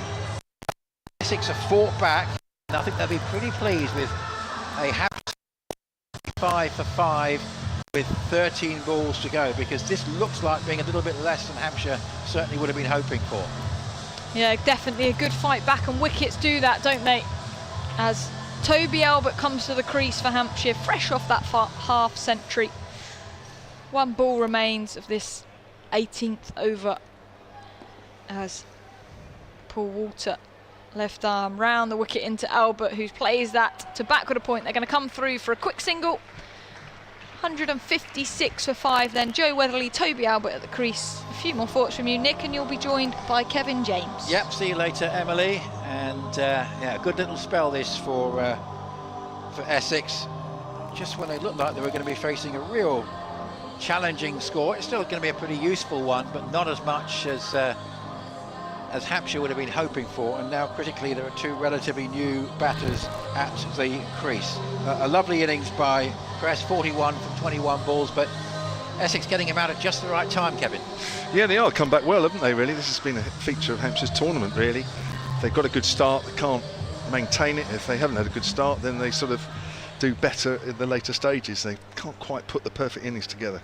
So Cook is bowling 19, and I suspect Walter will bowl 20, but we'll see as Cook bowls delivered well pitched up and driven away off the back foot, and goes down backward to square on the offside in the end, out towards Shane Snater for a single. So shadows being cast on this glorious July evening. Good attendance here in Southampton, and I think the home crowd not quite enjoying it as much as they were a little bit earlier, but I think a good game is on the cards. 157 for 5 with 11 deliveries to go, and Cook none for 24 in 3 overs and 1 ball, up to the wicket, bowls an attempt to loft that one away over the onside infield, but it's a slower ball. It's a beautiful piece of deception which gets past Weatherly, and Cook showing his qualities here. He really has come on as a white ball bowler. Of course, playing in the 100 now.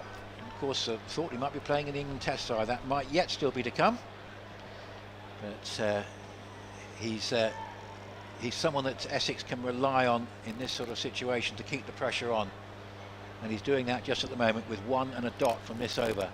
Just the 10 balls left for Hampshire, 157 for 5. This is outside the off stump, chopped away, goes down towards the fine third man boundary for 4. Weatherly had to reach for that, but he got it away effectively, and that's a much needed boundary for Hampshire. 161 for 5 in the 19th over. Yeah, he hasn't quite got the field set for that delivery. Full wide of off stump is a preferred ball by a lot of bowlers, but you've also got to get the field right. Only takes an edge like that, and with third up on the circle, and he's quite fine. Weatherly doesn't have to do a lot to get it to the boundary. 161 for 5. Threatened to be a lot more this for Hampshire. Essex have fought back well.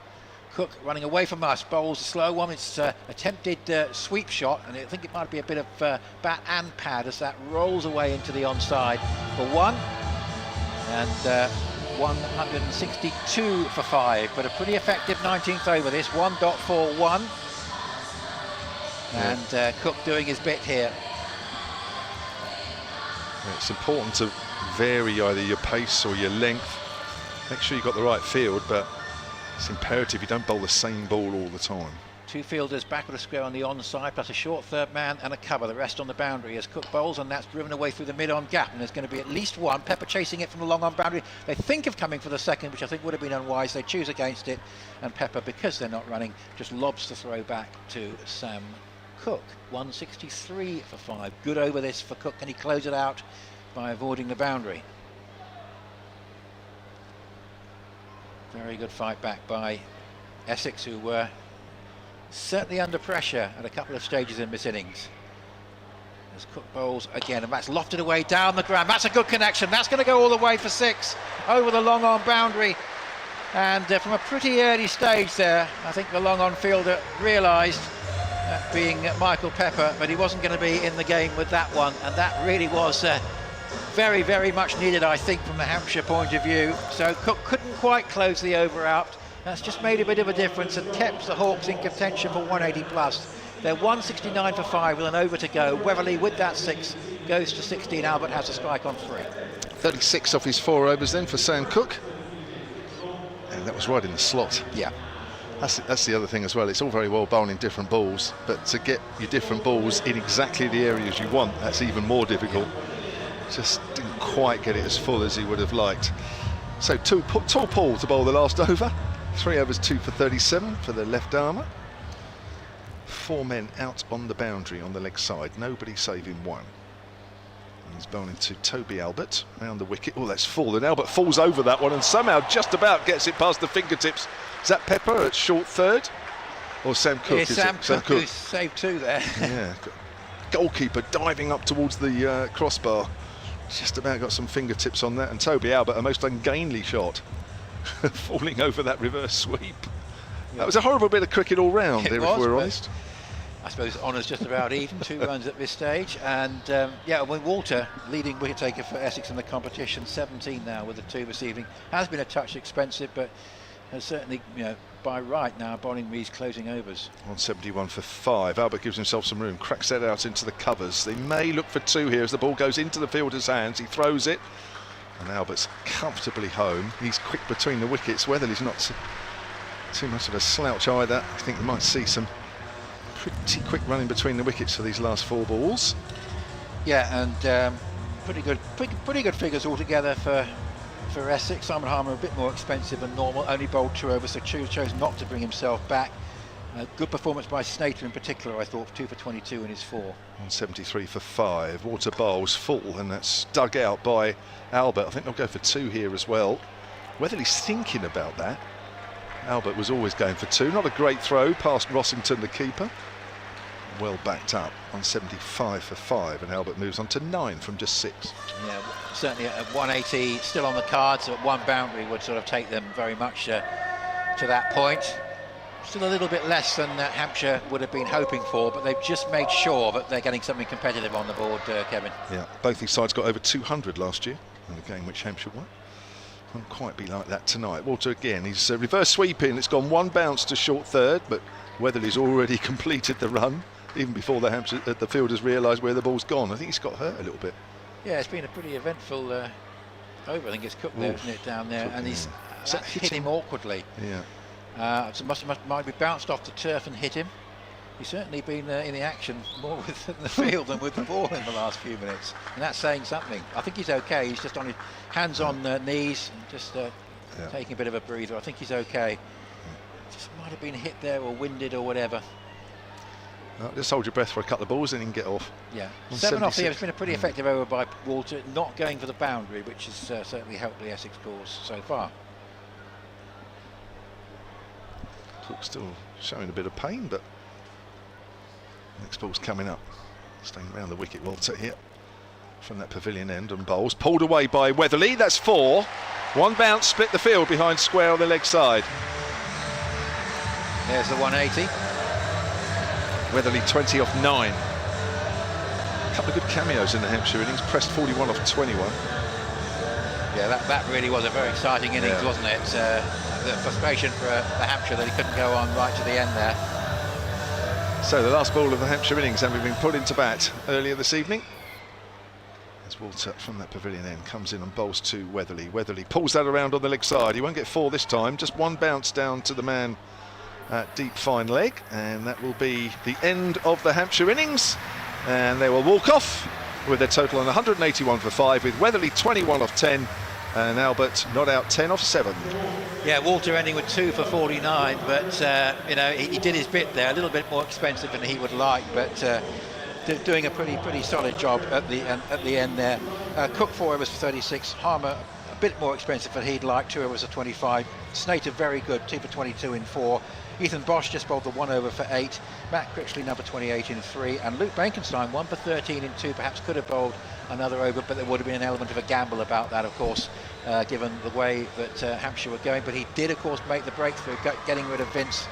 That was an important moment, and I think getting McDermott out as well was also because he was probably playing his best innings of the tournament, perhaps, for Hampshire today. Yeah, that's for sure. Yeah, remember, Essex need at least a point here to qualify in the quarter-finals. Hampshire already out of it. 64 of just 48 balls, a season's best for Ben McDermott, and a season's best opening partnership of 97 between Vince and McDermott. Seems Hampshire on 181 for 5. Myself, Kevin James, and Nick Gledhill and Emily Windsor will be back with you in a few minutes' time for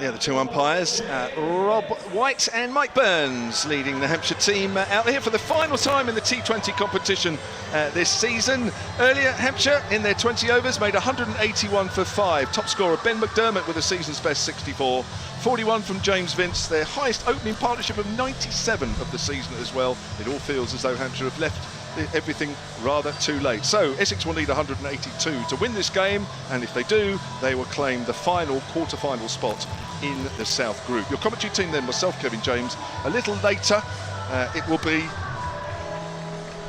be Emily Windsor, Southern Vipers batter, but next to me is Nick Gledhill from BBC Essex. Yep, hello again, Kevin. I think Hampshire might have felt that they left a few runs out there, given the success of their opening partnership and the partnership between McDermott and Prest. It was a good fight back by Essex, and as I say, they sort of kept the lid on things after a very expensive 15th over when the score was 134 for 1. There were only another 47 runs in the last 5 overs with 9 wickets in hand, so that probably tells a bit of a story. They really keep the lid on things. Chris Wood, their left arm seamer, will open up. He's bowling to Adam Rossington, who's edged through behind, and there's the first wicket off the very first delivery of the Essex reply. Rossington gone, caught behind.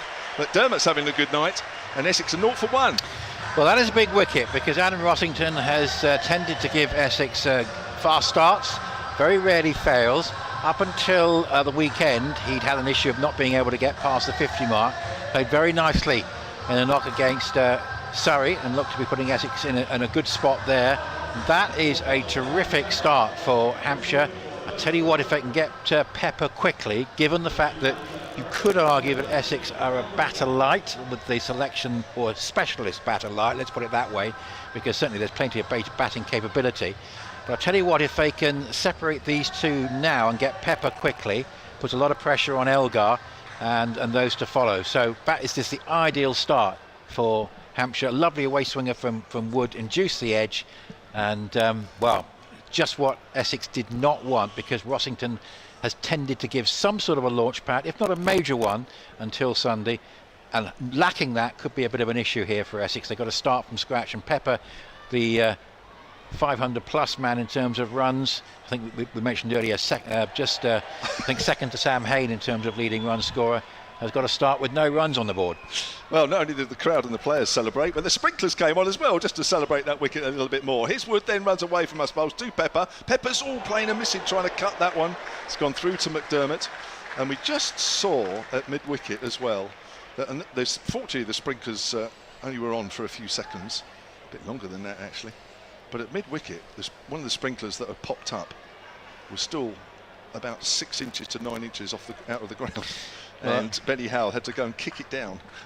There was a game last night between Northants and the Birmingham Bears where David Willey had the Bears 0 for 2, I think, after the end of the first over. Wood to Pepper down the leg side. Was there a catch? No, it's a wide. Didn't come off anything. Ben McDermott couldn't quite hold on to it, diving to his left. And sort of similar sort of bowler, I guess, and causing problems here. Chris Wood. How's Chris Wood gone generally in the competition? Because obviously they've at times Hampshire has just struggled to keep a lid on things with some of the opposition batters. How's he gone? Yeah, he's one of the few bowlers really that sort of maintained his overall economy rate. I'm just having a quick look now down the Hampshire list. Come back to that in a moment. Yeah. As Wood's bowling to Dean Elgar. Hands away from us. There is a slip in at the moment as he bowls. Elgar leaves that one alone outside of the off stump. So Chris Wood has taken 10 wickets this season. His economy rate is 7.5, and that's around about his career. Yeah. One or two bowlers have gone for a lot more. But that wicket here, he's playing his 184th game for Hampshire in T20. That was his 197th wicket. And a very good ball it was. And pretty blemish-free over, apart from the wide. Yeah, comes into Elgar again and bowls. And Elgar's playing a missing outside of the off stump. There's just a hint of swing there for Chris Wood. That's the other thing as well with Chris Wood this season. He's opened up, and at times the ball just has not moved off the straight. And at other times, like we're seeing here, he's just getting the ball to hang in the air and just move off the straight. Yeah, we didn't see a lot of movement really for the Essex bowlers. No. This might be, this is on this warm evening turning out to be a good time to bowl. Might be a little bit slippery out in the outfield in one or two places after those sprinklers came on. Elgar's on the back foot, strokes out to mid-on, half stop by diving James Vince. Probably stay 4 there. As running around behind him is Eddie Jack. And that will be a couple of runs. Has Vince hurt his hand? He's still down. I think he has. He's done something. He's still down. Taking a while. He's getting up like a 90-year-old person. Oh, he just looks like he's jarred his side of his chest. Hampshire fans will be thinking, as long as he's fit for the next time these two sides meet in the championship in late August, they might not be too worried about the next month. But Vince, I'm sure, would like to be fully fit. Wood to Elgar, edges, and he's caught at first slip. Liam Dawson. Elgar goes for 2, and Essex a 4 for 2. Yeah, reminiscent of that over last night, which I heard on the radio as driving down. I think Willie had the Bears 1 for 2 at the end of his over, and Northants went on to win. And a sort of similar start. Brilliant over, the ball clearly moving, and those are 2 big wickets. And you look at the Essex lineup and you think possibly a specialist batter light. So now a lot of pressure on Pepper, the man of the season. There's still good batting there. Matt Critchley, of course, Paul Walter. But it's just what Essex did not want, to lose 2 wickets in the opening over, with Hampshire having posted a score that we felt could have been a few more, but they've still got that score on the board, and it's looking perhaps a bit better than it did 5 or 6 minutes ago. 4 for 2, what an over from Chris Wood. 198 wickets now for Hampshire, Chris Wood. You know, when Hampshire look back on this campaign, I know it's all about Essex tonight, so yeah. I say everything with very much Essex in mind, but when Hampshire do a post-mortem on this competition, they're going to look at contracts for next year. Chris Wood, will he get another one? I hope he does, but if this is to be his final game, and I think we all hope it isn't, and I have no way do I know either way, it would be nice if this is to be his last one, he does sign off with 200 wickets. Needs 2 more. Yeah, and you know, he's been obviously a great servant of Hampshire down the years, and we're going to see Brad Wheel. So some genuine pace here from the pavilion end on this lovely fine evening. The target is 182. It's 4 for 2 after 1 over, and Pepper will get himself off the mark with a stroke off the back foot that just goes to point, and he'll be pleased to get his account underway, and he's probably already thinking to himself, a 3rd century of the campaign might be just what Essex need. In fact, might just be what they have to have this evening. There is other batting there. Charlie Allison has come in a bit earlier than he would have liked. Now, of course, this was the pair that produced that magnificent partnership against Sussex. From a similarly unpromising position, it has to be said. 5 for 2. They were chasing over 200 then, and I think 4 wickets have gone down. A beautiful delivery from Wheel, which induces a full shot from Allison with not much foot movement. He was trying to crack it through the covers. It would have been a bit tame if he just edged that through to McDermott, but there wasn't a lot of foot movement there. This is a very good start with the ball by Hampshire. 5 for 2. Target is 182, and Essex need to get at least a point. So we always need to bear that in mind if it does get tight towards the end. But a very good start here by Hampshire as this next delivery sees an angled bat from Allison, running it down towards short third man, and there's no run as it doesn't get past John Turner. I'm looking forward to seeing Bowl this evening. I know he hasn't quite been at his best in this campaign, but certainly be interesting to see him, and hoping, I think, given all that's been said about him, as potentially a bowler of international class, that he does manage to get back into his best form before too long. A slip in and 4 saving 1 on the offside as Wheel bowls. That's a very good delivery which chases Allison. It's just back of a length and it's coming back into the right-hander, who in the end almost has to play that in championship mode and just make sure he doesn't get an edge through for the keeper.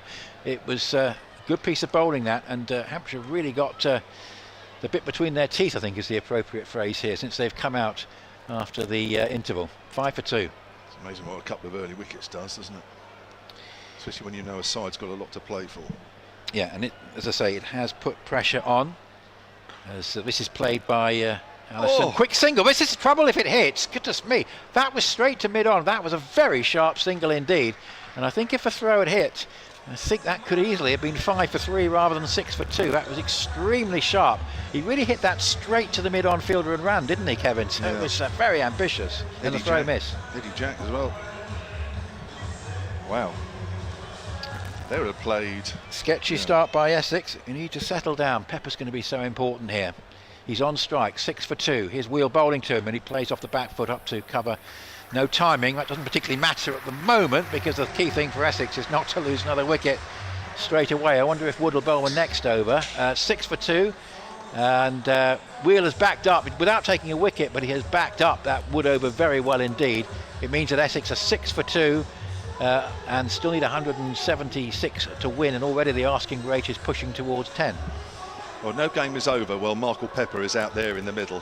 That is for sure. This season he is striking at 196 for 100 balls. In his career he strikes at 155. And as you mentioned, that incredible 100 a couple of games ago. 120 off 53 to beat Sussex down at Hove. He is a mightily dangerous player. But it's Allison to face Wood.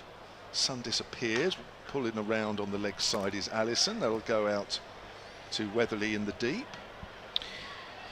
That Glamorgan total in the end was over 240, 243 for 4 against Somerset, and Kieran Carlson made 135 from 64 balls with 8 sixes and 14 fours. So Somerset have their work cut out. Somerset guaranteed a home tie if they win. If they lose and Sussex win against Middlesex, it'll be a home tie for the South Coast side. Wood, no slip in now as he bowls to Pepper. Down the leg side. Diving stop from McDermott, but it's called a wide. Yeah, and really the wide's helping Essex at the moment, because they could do with the extra runs. It's been a very, very difficult start. Critical that Pepper doesn't make a mistake here. He gets himself in, because we know what he can do. And I think he's going to probably have to do it this evening. The run rate is, from here on in, is just a fraction under 10s. Now let's launch down the ground. That could be 6. Easy as you like. It was in the slot. Pepper just eased it over Wood's head, and that's the maximum. 14 for 2. And just talking of Sussex, they're very handily placed. They restricted Middlesex to 159 for 9 at home, and they're 27 without losses going into the third over. So certainly Sussex putting the pressure on Somerset for that other home tie, Surrey having already won the group. Here's Wood to Pepper again. Pepper's down the wicket and smashes that through extra cover, 4 runs. Showing no mercy there, almost running at Chris Wood. Met the ball on the half volley and found the gap. The incredible thing about Pepper, he's become such a great white ball batsman. He's had chances in the Championship this season. He got runs on a flat wicket at Canterbury, but he hasn't quite been able to take advantage of the opportunities that he's had. He's had a few injury problems as well. I remember seeing 2 or 3 years ago him make a very good 92 against a high-class Durham attack at Chester Street in the Championship, but he's not quite kicked on from there in red ball. 18 for 2, slower ball. Pepper just eases that into the covers. Comes through for a single, moves on to 12 from just 6. I mean, he's 26 years of age, Michael Pepper. Now, you see more of him than I do. When I see him, he looks incredibly dangerous. Yeah. Is he? I mean, I think England would love the way that he plays white ball. Has he ever been talked about? Not, he hasn't been talked about much. Obviously, he'll get exposure in the 100, but you know, he's obviously the figures and the fact that he's up there with Sam Hain in terms of the runs. Yeah. Sam Hain's a pretty good you know, benchmark, actually, isn't he, when you think about it? Down the wicket comes Allison, smashes that away, misses it. Not anywhere near the ball there, came inside the line. Wasn't anywhere near the line or the pitch of the ball as it goes through to McDermott. But I just think there's very few people walk to the crease that I think, oh my God. Yeah. Pepper's one of those. But in this situation, if Hampshire get him out anytime soon, Essex are going to have their work cut out. 163 needed. Wood comes in again, gives himself some room there. Allison drives it up to Vince at mid-off, and there is no run. It certainly certainly need Matt Critchley to really make his first major score of the campaign. So yeah, we mentioned Surrey. They're playing Kent tonight at Canterbury. Obviously nothing riding on the game, but Kent, one of their better performances, 217 for 5, and Surrey 32 without loss. Sounds like a flat one at Canterbury, and they're in the third over at that one. So here 19 for 2, and yeah, it's been a fascinating game. Hampshire looked like getting 190 plus. Were pegged back by Essex, particularly in those last 5 overs. They never really quite got away. Got Tom Prest out at a very important time. But then a big fight back from Hampshire with those 2 wickets for Chris Wood. Now here is Will coming into Bovis. It's lofted away over mid-off. Big hit that from Pepper. Going up to a long off boundary and all the way for 6. And he's looking in touch again. That's his second maximum, 18 from 7, and I won't say he is the man this evening, but you look at form and you look at, you know, the fact that there's 1 or 2 less experienced players in the Essex side, and that Matt Critchley's not been on his best form. I think it's pretty important for Essex to get to score here, and he's on the way. 18 out of 25 for 2, 157 to win. We're in the 4th.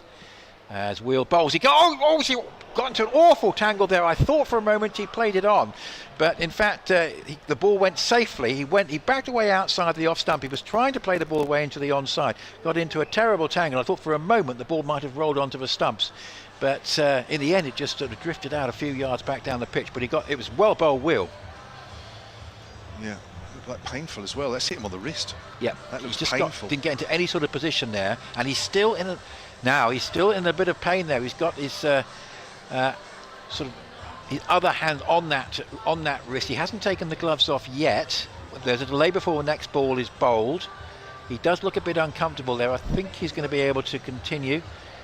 One thing I thought he might do is just whip the gloves off straight away, but he hasn't done that. But he certainly took a blow there. And he's wandering around in his crease and sort of just holding the game up. Will is at the bowler's mark, looking to bowl, but Pepper only now goes into his stance. 18 from 8, 25 for 2 Essex. Here comes Will, bowls, and this is no timing. He chased him, Will, there, good piece of bowling, and in the end Pepper had nowhere to go and could just bat it back down the pitch to the bowler. Good couple of deliveries here from Will. And bowled 2 pretty impressive overs actually. 25 for 2, 6 off the first ball, but really good fight back from him since. 25 for 2, 182 the target. We're in the 4th. It's a bottom hand actually that's where he's been hit. Be interesting to see what sort of freedom he has as Wheel comes in to bowl to him. That's a bouncer, and it's permissible, no problem with height, well executed. 3 very good deliveries in a row here from Brad Wheel. And what a good comeback after going for a 6 from the opening ball of the over. 25 for 2, Essex are stuck on. That's a quick bouncer, and it was straight. My word, that was a good one. Always good to see the bowlers having some sort of leeway and being able to put in that sort of delivery and being legal in this form of cricket, particularly when it was well executed as that ball was. 25 for 2. Just dusk starting to fall here at Southampton as that's driven away firmly but straight to cover. That was pretty well hit by Pepper, who throws his head back because he knows he timed that. But the unfortunate thing was that Benny Howe was in the way at cover, and he stays stuck on 18, and Essex stays stuck on 25 for 2 in the 4th. So he's got 200s this year, Pepper, isn't he? He got 40, a couple of 50s. Yep. Yeah, 44 off 24 in the Essex win against Hampshire at Chelmsford. He stands and waits as the ball comes in. That's another good bit of execution that from Wheel, because Pepper was backing away, trying to hit it over the covers, but again, just varying his pace a little bit. I thought that was a really top response that from Wheel to being hit for 6 off his first ball. 25 for 2 and 4 overs gone. 157 required. The asking rate still just a touch under 10s. Just 6 runs off it. Now he's getting some treatment. I think he's in a little bit more discomfort that he's showing. I don't know, in that over, as well as Brad Wheel bowled, I'm not sure Pepper was totally concentrating. I think he's in a lot of pain there. Yeah, he just obviously was slowing the game down there. I was almost surprised. I think he put the other hand on his wrist. He didn't take the glove off, so it might be it's just hit him over just above the protected area. I'm not sure, but there is some. I tell you what, the importance of him staying out there for Essex can't be overstated. 125 for 2. We're still a long way from this target, and Essex will be hoping that the magic spray, if that is what it takes to do the trick here, and there's certainly no risk of any break, but he certainly got into an awful tangle to that delivery from Wheel that did the damage. Yeah. So 18-year-old Eddie Jack, playing in just his 3rd T20 game, will be the new bowler. So Chris Wood is having a little break. He's 2 over spell, cost 17 runs, and he picked up both wickets to fall. So Eddie Jack, who's not a bad pace, comes in right arm over, and he's bowling to Charlie Allison. Runs away from us and bowls. Oh, that's swung. That's a good delivery there. Allison's just pushing forward at that, and he's a long way away from that. That's beautiful shape on that delivery. Through to McDermott. Quite a strong boy for 18 years old is Eddie Jack, England under-19 player. I guess he would have featured this week because England under-19 have been playing this week. But that was at Cheltenham, I think, wasn't it? It was, yeah. I think Hampshire had to ask them to say, we'd like Eddie Jack in our side, please. So 25 for 2, 157 are needed from here. As Jack bowls, and that's driven up to Vince. Another good delivery. Well played by Allison, just too good a delivery. And in that half light now, aren't we? Where the sun is just about disappearing and the floodlights not having too much of a say. This is the tricky light for the batters. Well, I think we can pretty firmly say that if Essex do win this game, Sussex look like beating Middlesex. So it's likely they're going to be playing, if they do get through, the winners of the North group, which will be the Bears or Lancashire. Jack bowls, gives himself some room. Jack follows him, and he works that away down to fine. There's nobody there. That'll be 4 runs. Well played, Allison. Just manoeuvring himself on the crease to get an angle. Both of whom are pretty familiar opponents to Essex in the knockout stages of this competition, but they've got a long way to get there. But certainly looks like Sussex, who they could have overtaken this evening into 3rd place, but Sussex 53 for no wicket in the 5th, chasing 160. They're going to get that surely at Hove in front of their home crowd. And they could get the home semi-final, home quarter-final themselves. 29 for 2 then. Allison's on 6 from 10 as Jack bowls. That's driven and off a thick outside edge, goes out into the covers. Toby Albert fields. So you're looking, if you win this, you're looking at what, Birmingham? Yeah, I mean at the moment the Bears going into this last round of games a point clear of Lancashire. They've already guaranteed their home tie because Lancashire and Northampton are playing each other. The other 2 sides that are qualified. So the Bears at the moment playing Leicester Foxes, 194 for 5 the Bears. Leicester Foxes, who could still qualify if they win, 31 for 2 in the 3rd in that one. Jack runs away from us and bowls to Allison, flicks that away, that'll be 6. Now how far's this one gone? And it's gone, literally it's hit the bow, just right at the top of the seats, just to the right of the Shane Warne stand. That's a nice pick up there from Allison. Yeah, that was a lovely shot, and he had to sort of wait his time to sort of make a meaningful contribution, Charlie Addison, but he certainly did it at Hove last Saturday. And here he is again batting with Michael Pepper. And is history going to repeat itself this evening? As I say, from a similarly pretty unpromising position. Not quite as many runs to get in terms of a total, but there's a long way to go. 147 needed. He goes for the same shot. He'll get 4 this time. 3 bounces backward to square on the leg side. He likes that flick shot from a ball that's around middle and leg there from Eddie Jack. Of course, we're in the power play, so it's very difficult with the seamers because you don't want to be bowling width, you want to be bowling straight, but really your margin for error is very small. 14 off that over, good one for Essex. Yeah, and Leicester Foxes have just lost a third wicket, so I think the Bears are likely to win that one, and that would mean that they'd win the group, and that if Essex do win this game and Sussex win against Middlesex, then Essex will qualify in 4th place, and it'll be a repeat of last year where they demolished the Bears to the extent that Hampshire did, I think, the previous year, although Essex, unlike Hampshire, did actually make a bit of a meal of getting over the line, but they were very, very convincing for most of the game. And I tell you what, the Bears, whoever comes to their patch in the quarterfinals, they're going to be anxious because they've got an awful record in the knockout stage. And of course, they're hosting the final stage themselves, but they very rarely manage to get to it. So it's a real stumbling block for them. It'll be interesting to see what happens, whoever from the South Group that they are going to face. And so it looks like at the moment being Gloucestershire or Essex. So it's going to be Turner at 39 for 2, chasing 182. Oh, and he doesn't let go. There's something not quite right there. He's gone through in his delivery stride. I think he's okay. Just wasn't quite ready, just wasn't quite right to release there to Michael Pepper. It's almost like he didn't trust his back leg there as he got into his bowling action.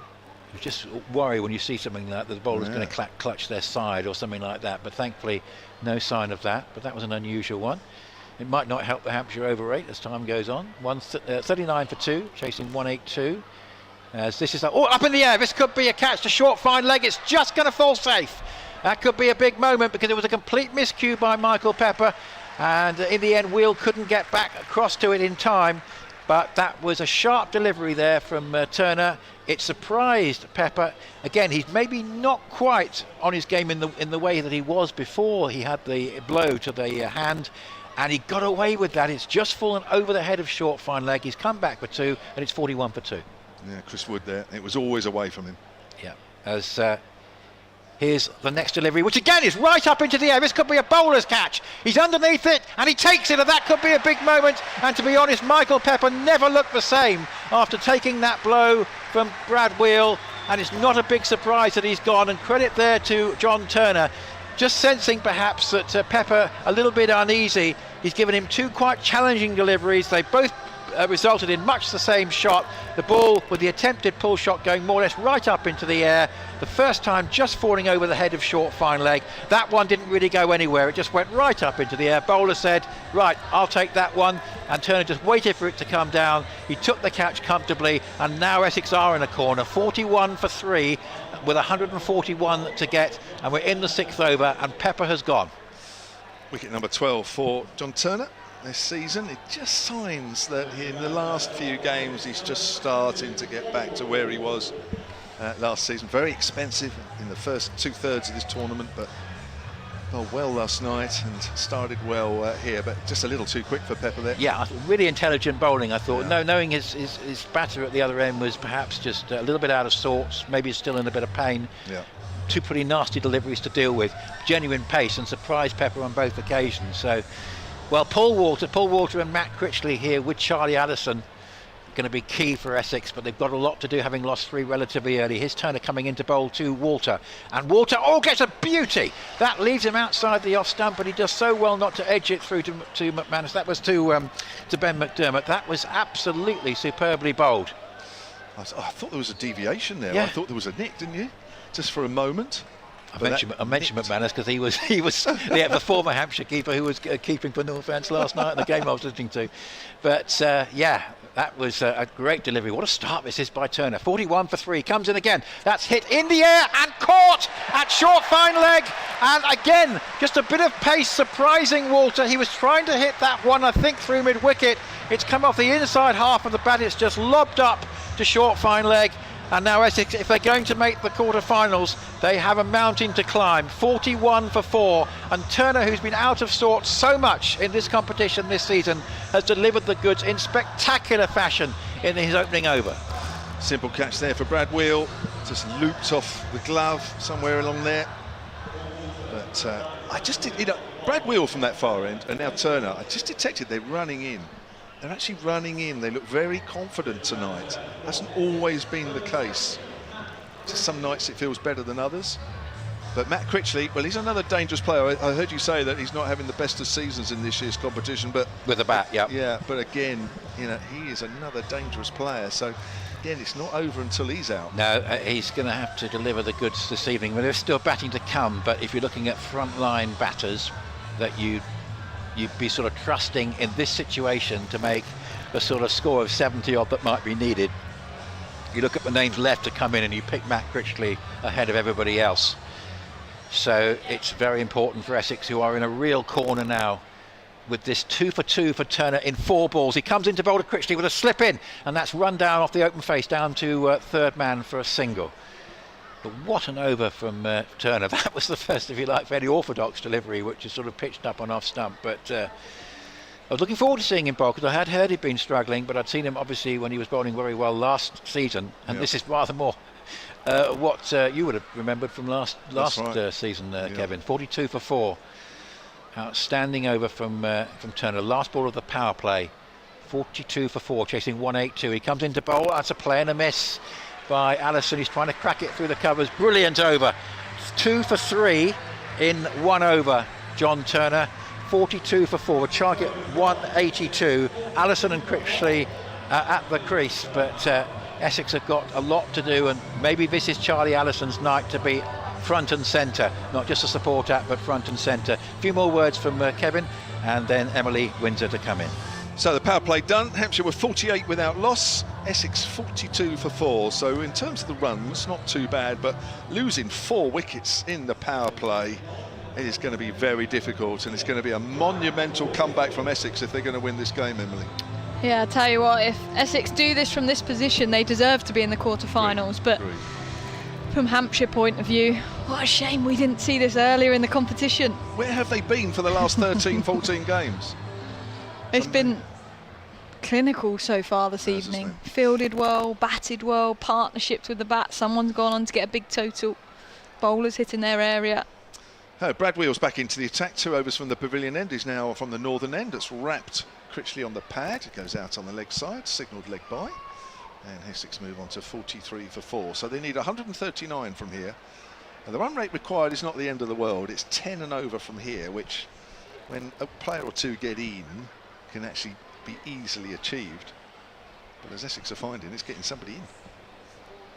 Yeah, and I think that's what Hampshire did well. And James Vince and McDermott, albeit they didn't get off to a flying start, they didn't lose wickets. Allison facing Wheel, nips back, thinking about shouting for an LBW. It certainly nipped back, whether it caught the inside edge at the same time, not sure, but Wheel was shaping to go up and then decided against it.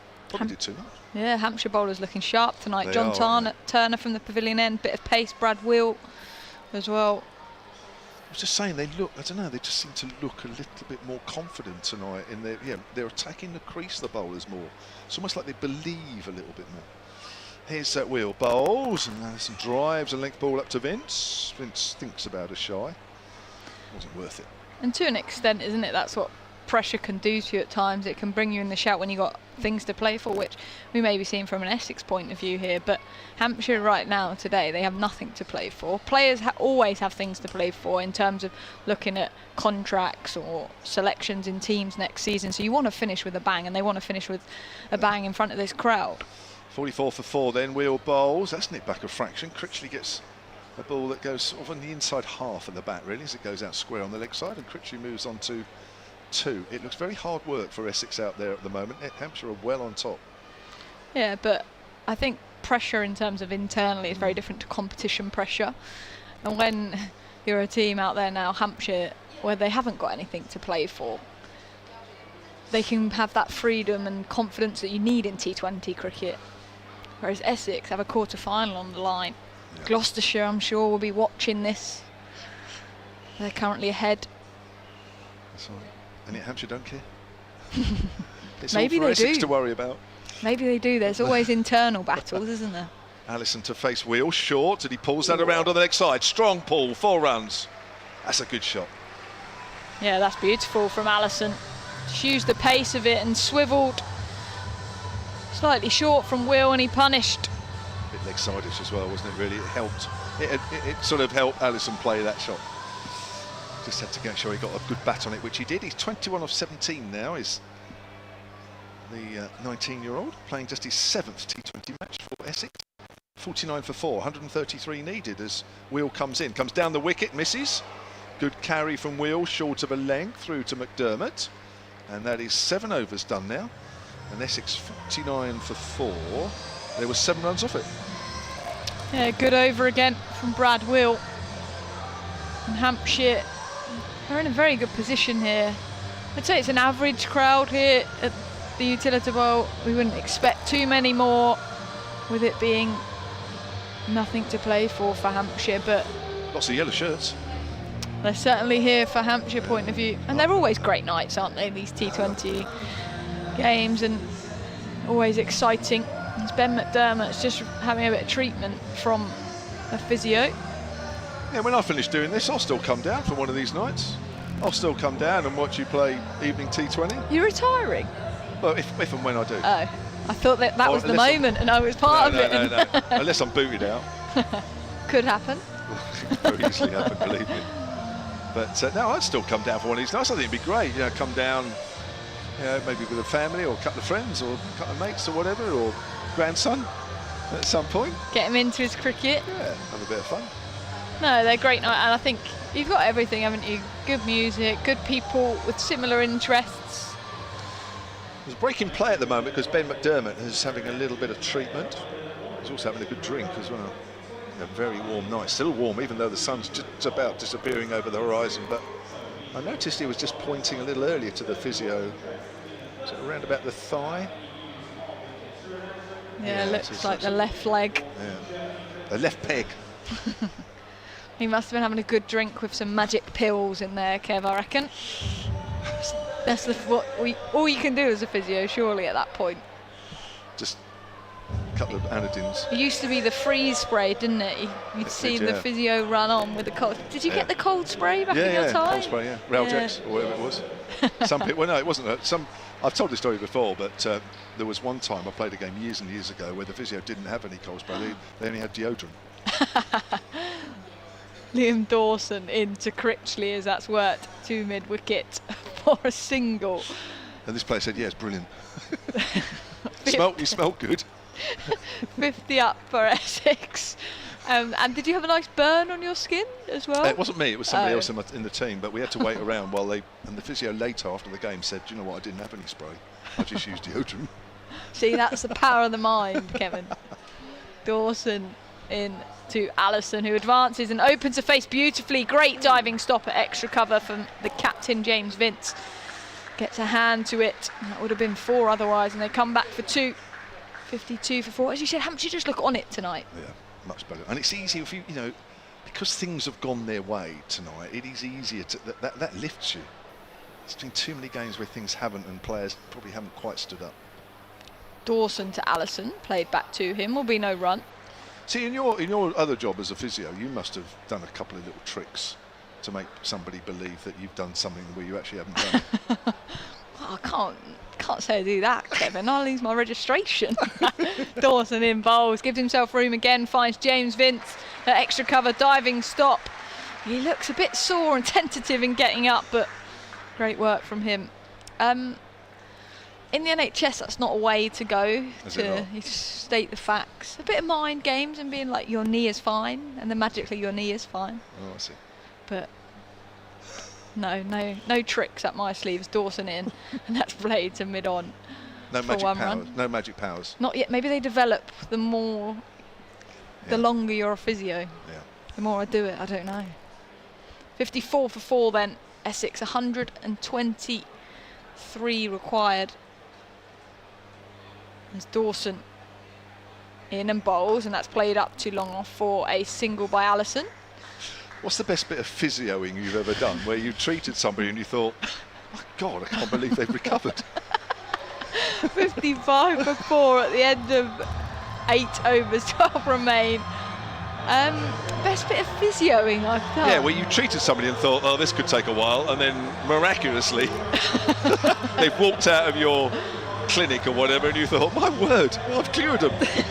They're cured. Do you know the most hopeless person to do physio on is my dad? He has no perception of pain. You're asking where it hurts and he just about points everywhere on his body. Right. And you'll touch him and he screams. And for like a man that shows no pain, I'm like, I can't help you, Dad. where does it hurt? Then he points everywhere again, and I'm like, no, but where? It doesn't hurt everywhere. Maybe it does. You I get like that. don't When like you get to our patients like age, it does. Believe me. You'll find out. No, I don't believe you. 12 to do then, as Emily says. 127 needed by Essex. They are 55 for 4, and John Turner switching ends. The quick bowler, and that's worked away on the leg side by Allison. And this could go, not quite, out towards the Shane Warne stand at the far end. Who's that out there? Toby Albert? Yep. Well, good piece of fielding from him. So 57 for 4. Critchley has 4. He's at the non-strikers end. And young Charlie Allison is 27 from 23. And the run rate required from here is just a fraction over 10.5. And that's not ridiculous, Kev, when you look at it. They've maintained that as well, which is important. I think you can quite easily see it climb when you're 4 wickets down. Okay. Here's Turner in again. It's pulled away but not timed. It trickles out to deep mid-wicket. John Weatherly trots in off the boundary. And Allison moves on to 28. I was listening to your post-match interview with Toby Albert yesterday, and how he was discussing that when it's around 10s, it can sort of go either way very quickly. A couple of big overs from Essex, and all of a sudden they're in control. It's down to 7s, 8s, which is easy on a big playing surface like this and hard to defend. But quite quickly, if Hampshire pick up an over where it goes for 4, 5, 6, it's then that run rate's climbing up to 12, 13, which is tough. Critchley on strike, tries to work that on the leg side, misses. Good diving stop there from McDermott. Ball just passing leg stump there. But no, you're right, 10 and over, you're never totally comfortable, are you, as a fielding side? No, and I think one of the things the Southern Vipers learnt actually this summer was how quickly a T20 game can change. If you have a few overs where you go at 3 or 4, all of a sudden your run rate's just climbing and it's unachievable when you're chasing. So these two are doing well to keep it up at the moment.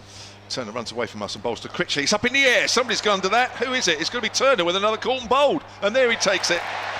Second quarter bowl from a skyer.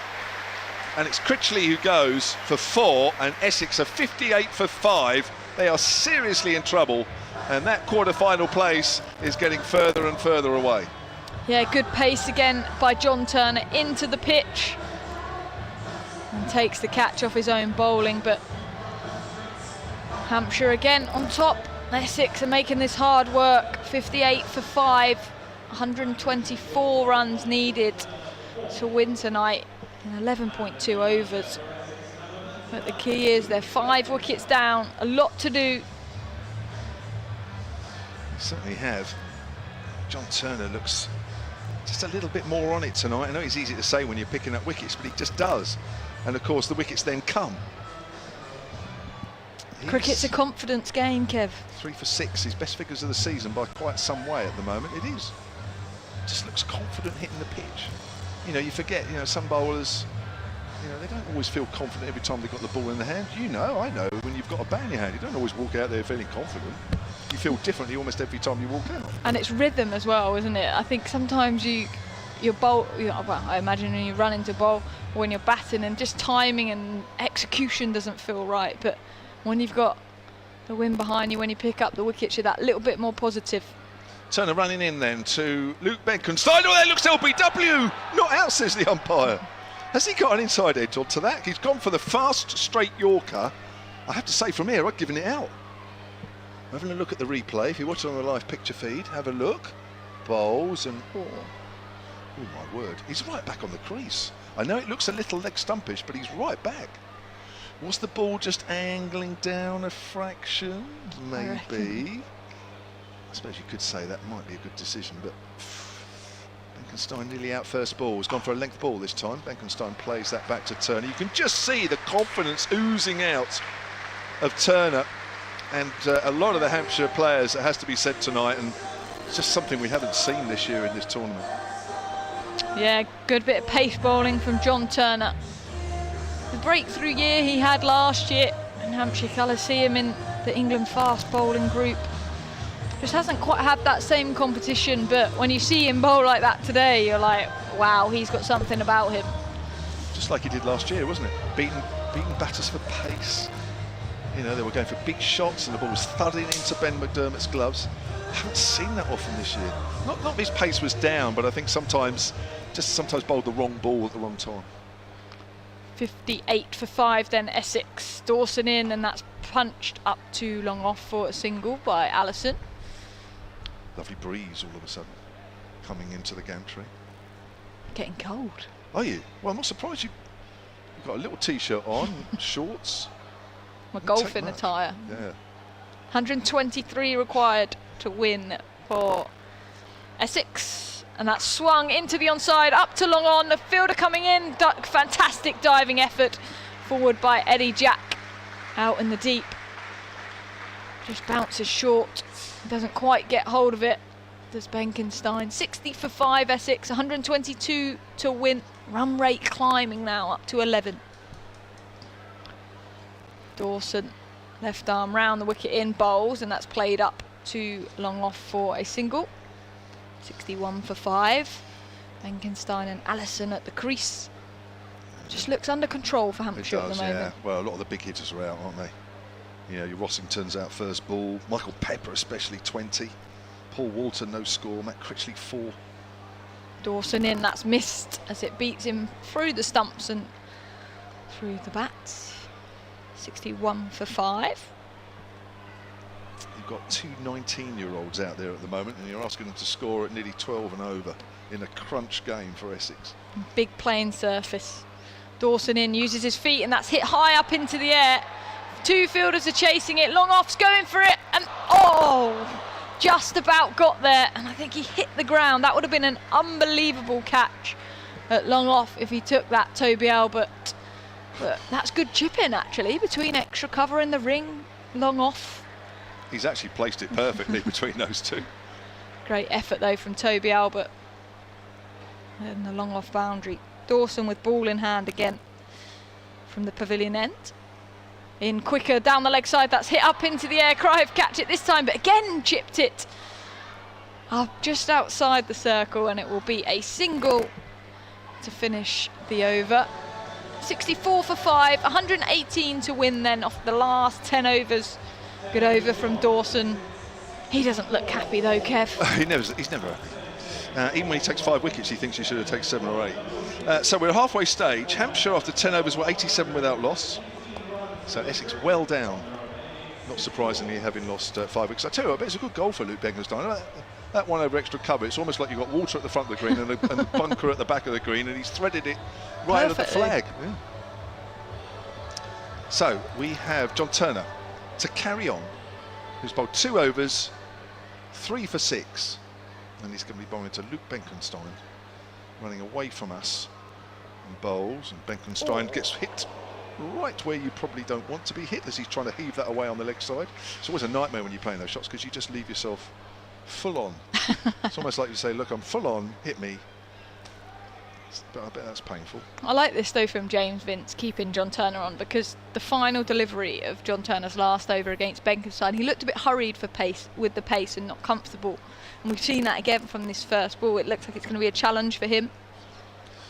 Yeah, it's 2 a ball now for Essex from here on in. As Turner comes in, bowls to Benkenstein once more. Length ball, Benkenstein drives into his foot, and the ball trickles back to Turner. Like, you just feel with these two out here at the moment that, as good a players as they are, this situation is probably just a little bit too big for them. It just feels like that at the moment. I may have to eat my words, but I think if I was out there in the field, I think at this moment in time I'd be feeling fairly comfortable. And pressure on him individually as well. 4 off 8 deliveries. He needs a boundary or to get off strike. He does. Turner bowls, gives himself some room and hits that out, but only to point. That's a great, oh no, was that pressed right on the cover boundary? Got there. Unfortunately, it ended up palming it over the rope. It was strongly hit. He's well on the leg side, Benkenstein, but he hit it well out of the middle of the bat. That was. That's pressure relieving shot, that from Benkenstein. He needed that. Certainly did. So halfway through the 11th. Sorry. This is going to be followed up by quick at the toes or quick at the head.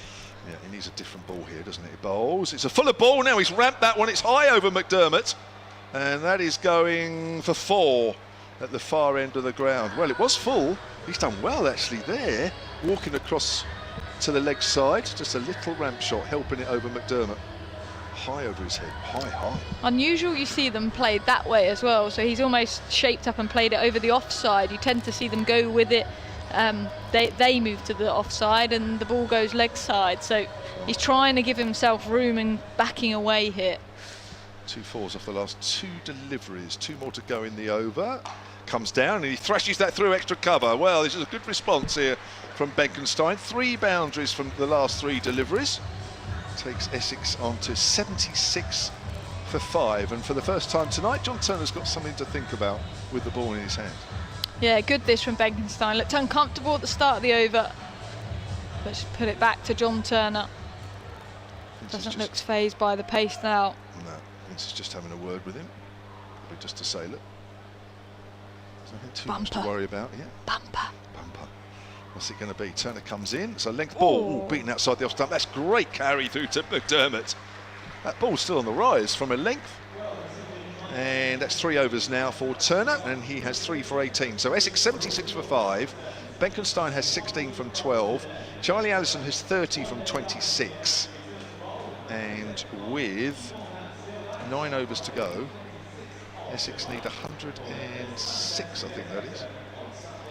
Yeah, that feels like a lot, being 5 wickets down. Yeah. But they got the 12 off that over, 3 fours from Benkenstein. And almost as a batter, you've only got one way to play here. It's do or die. If you want to make the quarterfinals, you've got to get 12 and over. So they're going to come hard. As Dawson in, he comes over to the offside and sweeps, but doesn't get hold of it.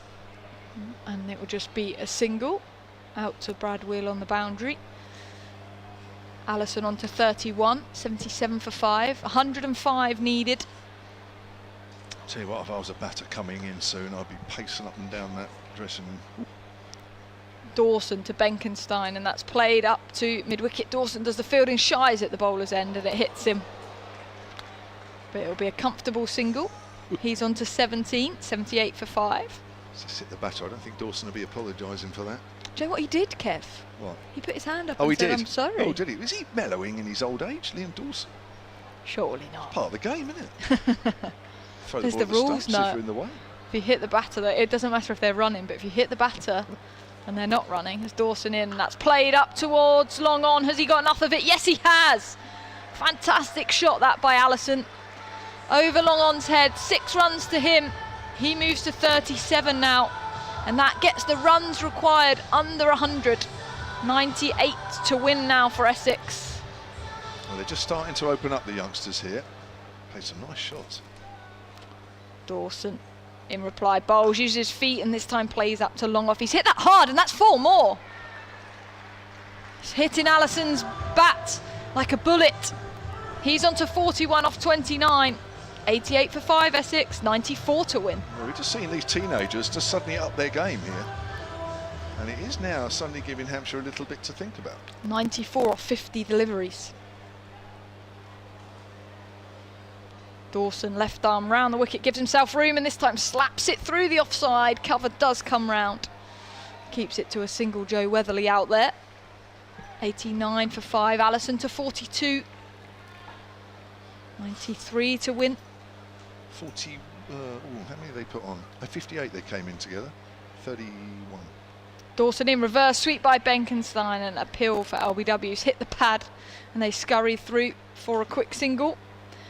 That's the end of the over then. 12 overs gone. Expensive over that from Dawson. And that run rate still up at 11.5. 92 to win off 48 balls. Emily Windsor is sticking around, and she'll be joined by Nick Gledhill. Hampshire, the crowd are just in anticipation now. Good partnership between 2 Essex youngsters. Do or die for them. They need 1 point out of this game, so a tie would do it to get them for the quarter-final. That's the optimistic view from an Essex point of view. It's a 91 Take really. 1 run off. 91. But these 2 have played well these last couple of overs. Yeah, these 2 19-year-olds are giving it a go. I thought that wicket of Critchley was a real hammer blow, because obviously he does have the pedigree, but he has been out of his best form in the competition this season. But yeah, it's going to take something quite remarkable from here. So 90 for 5, with this first delivery of a new over being played off Jack, away for a single out towards mid-on. So it goes to 91 for 5. Allison there on 42. and Benkenstein on 18, and now Allison with that single to Benkenstein is back on strike. But what a lot they have to do. Still a further 91. They're only halfway to the target, and we've gone into the 13th over. Here's Jack to bowl, and that's hit in the air, but safe, I think, over cover. Falls between two fielders, runs out towards deep cover, and they just get through for a single. But it's been a brave effort from these two. They've got a lot to do, well, Hampshire surely firm favourites from this point. Turner has been exceptional, but at least they're giving it a go. It looked like it all might fall apart when Critchley got out, but they've just kept Essex in with a chance. Here is Jack again. Bowls, that's a short ball, a slower ball bouncer, and very well executed because it goes over the top of leg stump, so it's not a wide. As Benkenstein just stepped away outside the off stump, tried to hit it away for 4 to square leg and didn't make any contact because it was too slow. Nicely bowled, and it's 92 for 5. Yeah, exciting, isn't it, for English cricket? Young talent on show there, Eddie Jack. It's just his 3rd game for Hampshire in the T20 Blast. 2 19-year-olds at the crease for Essex. One of whom is Luke Benkenstein, who's already helped to win 1 game this season, and this is driven nicely out towards deep cover for another single. Jack's done well to stop the boundaries in this over, and Essex do need them because the asking rate is 12.1 and over. We're in the 13th, 182 is the target. It's 93 for 5, and yeah, so many key batsmen out very cheaply. This is what has really hurt Essex today, and the one who looked like he was, you know, in his usual form, Michael Pepper. The blow looked like a blow on the hand, never quite recovered, did he? And what a great first over that was from John Turner, who I'd heard had not been quite himself this year, and that over rather suggests that he's on his way back, which is a good thing for Hampshire and possibly for England in due course. 93 for 5 as Jack bowls, and that's hit away up to cover and well stopped. There's a single only. That was very nicely done. I think it's Dawson there, isn't it? Very, very nicely done because that was firmly struck.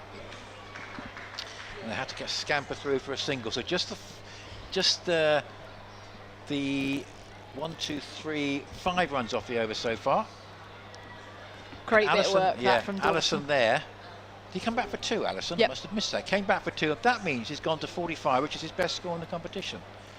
So it must have been a run on the throw. They scampered back for the 2nd run. He keeps the strike, 45 from 32, 95 for 5. That's driven, back down the pitch, and Jack feels in his follow through. There's a thought of a run, it's not there. Don't think it was a return catching chance, but it was well stopped of his own bowling. So we had, 3 singles, 2 dot balls and a 2 there, with the 1 when the throw missed the stumps. And Benkenstein 19, Allison 45. That will still suit Hampshire because it's nowhere near the asking rate. 95 for 5. They still need a further 87. There's only 7 overs to go, and that required rate starting to get a little bit out of hand with still this amount of time left. With your batters that you have left, Nick, is there anyone with firepower? Yeah, I mean, this is why we mentioned that Essex potentially, obviously they've got Simon Harmer's experience, but you felt potentially with the team selection for the Surrey game and this game, there may be a specialist batter light. Benny Howell into the attack, and that's a appeal for LBW. It's missed down the leg side. They're running the first one, and it will be signalled a leg bite, or a bite, sorry, by the umpire. So 86 required, 41 deliveries. They're 5 wickets down. Yeah, I mean, it just seems to be that it has been trickier batting in this 2nd innings. Certainly in the first 10 overs or so, a lot more seem to be happening. Howell in, and that's heaved into the onside. Fielder's out there, misjudges it. It catches it on the bounce under the lights. And it's a single for Allison. He's to 46 now, 97 for 5. 85 to win, 6 overs and 4 balls. It's a big, big ask, but at least this partnership giving Essex a semblance of a chance. Howell in, that's a full toss, and that's played hard down the ground, and that will be 4 runs. Beautiful shot from Benkenstein. He moves to 23, and that's 600 up in reply in the 14th over. 81 needed, 39 balls. This is Benny Howell's first over of the game. We've seen the pace bowlers more chosen by James Vince. There's Benny Howe with his skillful tricks bowls. That's slower and played up too long off. They're going to run this quickly, and they think about 2, but the answer is no. Well, I'll tell you what, it's going to be interesting to see when Turner bowls his last over, because that will be important. He's bowled 3 overs, 3 for 18. And Chris Wood, he'll bowl towards the end, of course, 2 for 17 in 2 overs, bowled particularly well. Brad Wheel certainly perhaps deserved better than the number 14 from his 3 overs. I think he'll probably bowl his last as well. 80 off 38. It's Howe from the pavilion end. That's down the leg side, signalled wide by the umpire. Ben McDermott, I actually think, did very well to get that. Never easy down the leg side. 12.5 and over. They can't afford to let it get too much more than this, but at least this partnership giving Essex a bit of hope. It was 58 when they came together. Howe with fluorescent shoes, heaved into the onside by Allison. It will just be a single. He's to 47. I reckon that both of these, we've already got Allison with his best, and Benkenstein's previous is 35, so he's on 24 at the moment, so he could be on course for a best in the competition as well. But Allison in particular has done really well. Howe, number 7 on his back, bowls, and that's heaved up too long off the front foot, using his feet. He's on to 25. 77 needed, 36 balls. That feels a lot. Run rate up over 12 now, nearly 13.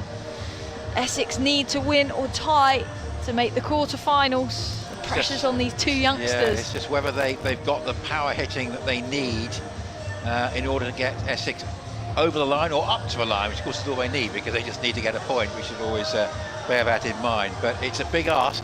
But as I say, they were absolutely nowhere about 20 minutes ago, weren't they? So these 2 have just kept Essex in contention, but Hampshire would be disappointed if they lose this game from here, because they had that very dominant spell in the game. And here's that Brad Wheel over that we were talking about, and that will see him complete. So 3 overs, none for 14. Certainly not flattered by those figures. And 116 was the score for Hampshire at this point. So this Essex pair have just about kept Essex in contention, but they've got to find boundaries fairly regularly. Here's Wheel bowl. This is hit away nicely. That's a good start. That's hit away out towards the deep mid-wicket boundary, and I think just 1 or 2 bounces before it goes for 4. So that's going to take the partnership up to the 50 mark. And what a fine hand this has been from both these. But Charlie Allison was in there very early when all sorts of chaos was going on, particularly those early Turner overs. And now he's been joined by Benkenstein, who's just hit a terrific 4 away through mid-wicket. And that is another potential boundary. Or is it going to be just falling short of the fielder? It does. It's gone out to wide third man. They just get through for a single.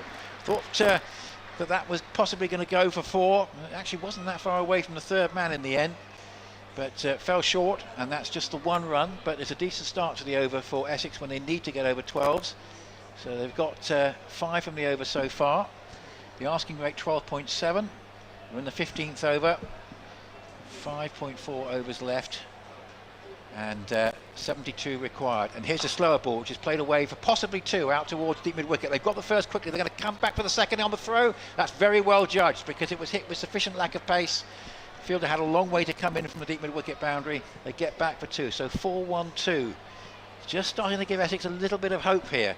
Gloucestershire fans would have been thinking, well, we almost bring out the champagne, but not They probably quite turned yet. us off. Yes. They thought it was just for the so moment. comfortable. 112 for 5. Gloucestershire or Essex for a quarter-final place in the Blast this year as Wheel bowls. And this is driven away, a clubbing drive, which I think might just have hit the non-striker on the way through, or just flicked the boot. But a single nonetheless, which brings Allison his 50. And what a fine effort this has been. He got that 44 with Michael Pepper playing second fiddle, but obviously with those senior batsmen going in a rush, he's had to take the lead, and he's found a very, very useful ally in Luke Benkenstein, and they've rescued Essex from oblivion to give themselves a chance from 58 to 113 for 5.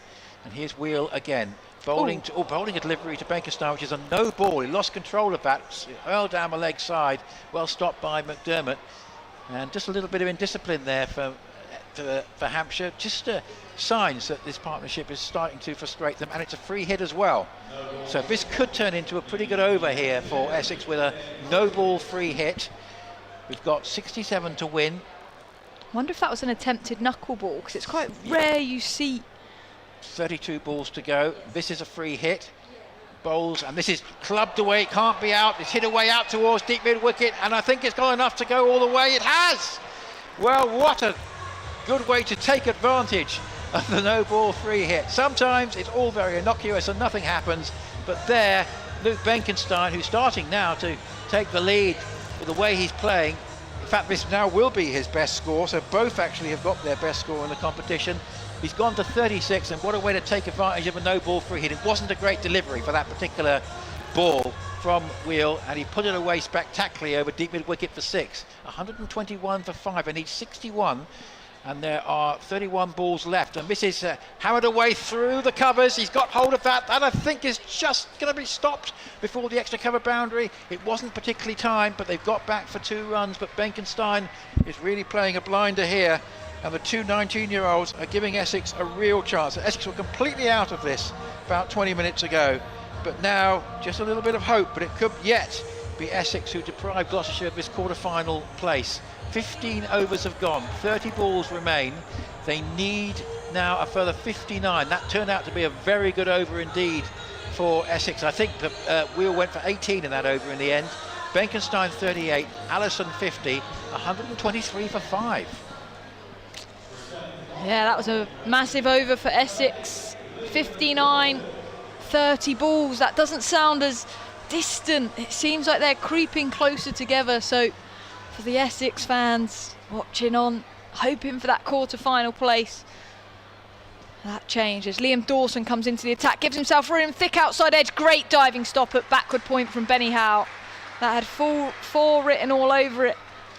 But Hampshire hungry in the field. 59 of 29 balls. James Vince throwing the captain to Liam Dawson, Hampshire stalwart. Still an over of turn to come. Dawson left arm round, the wicket advances and he plays that to extra cover. Dot ball, James Vince does the fielding. Benkenstein on 38. Yeah, Will certainly deserved that 4th over, didn't he, on the basis of his first 3, but it didn't really go right for him at all. Benkenstein in particular taking advantage. Dawson from the pavilion end. Again, into Benkenstein. That's played up to long on.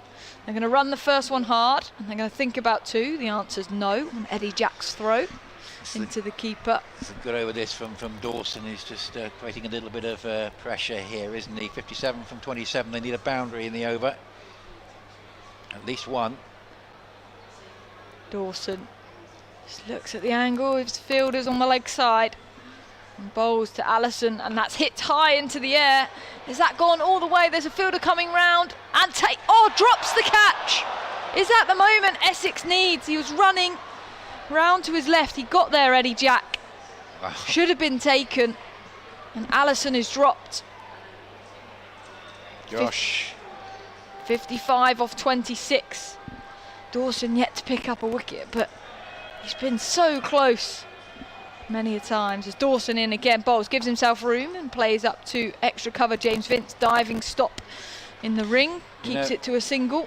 This is now panning out as a typical Essex Hampshire T20 game at this ground, because we were saying to Kevin earlier, they're so often quite one-sided one way or the other at Chelmsford, and they're often very tight here, and this is another one.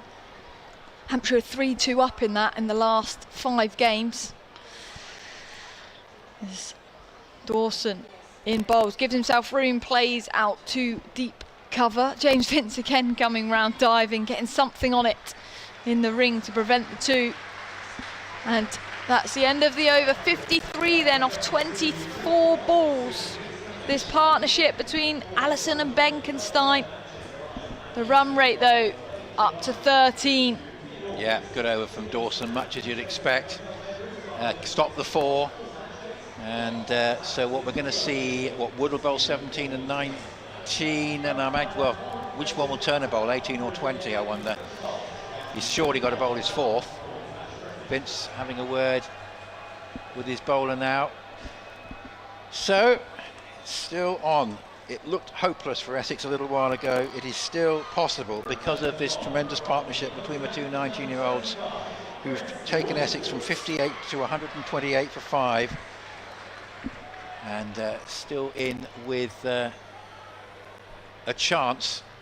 You think Hampshire still favourites, particularly if they can break this partnership, but still in there with a chance. Here's the first ball of the new over at 129 for 5 it is. In fact, there's going to be a couple of runs to add as that's going out towards deep square leg. The second run is very quickly taken. They get back, they scamper back for the second run, and Benkenstein adds 2 to go to 42. Just play that away to deep square leg, adds 2, goes to 42. Allison 54, 131 for 5. So we're down now to 51, and those 51 are required from 23 deliveries. Good running from Essex. A lot of space out there. Don't always need boundaries. So Wood up to the wicket, running away from us. Bowles, this is hit away towards deep cover. No 4, it's just gone for the single. Hampshire stopping the boundaries at the moment. As that one goes out to deep cover. Benkenstein goes to 43. Both of these batsmen with their best in the competition, with Benkenstein's previously being 35 not out, and with Allison that recent 44 not out at Hove. They've both bettered that. 58 for 5 when they came together, 132 for 5 now, and even 50 required. 22 deliveries. This is slammed away out towards deep mid wicket, but again it finds the fielder. Just a run. Wood doing the job here, stopping the boundaries. Again, the throw not quite on target, but no chance of a second or an extra run on this occasion. But what a job these two have done just to keep Essex in with a chance. What an incredible win for Glamorgan at Cardiff. They've beaten Somerset by 121 runs. Wow. What did they end up on? Goodness me, 123 all out was the Somerset score. This is played away down towards third man. This is angled nicely. This could be the 4 in the over. It is. And that makes a bit of a difference. 2-1-1-4. The asking rate still requires more than that. But they had to get a 4. They've not found the boundary for a while. 137 for 5. 182 the target. It's down to 45. And we've got 20 deliveries left, I think, now. 45 off 20. Good manipulation of the field.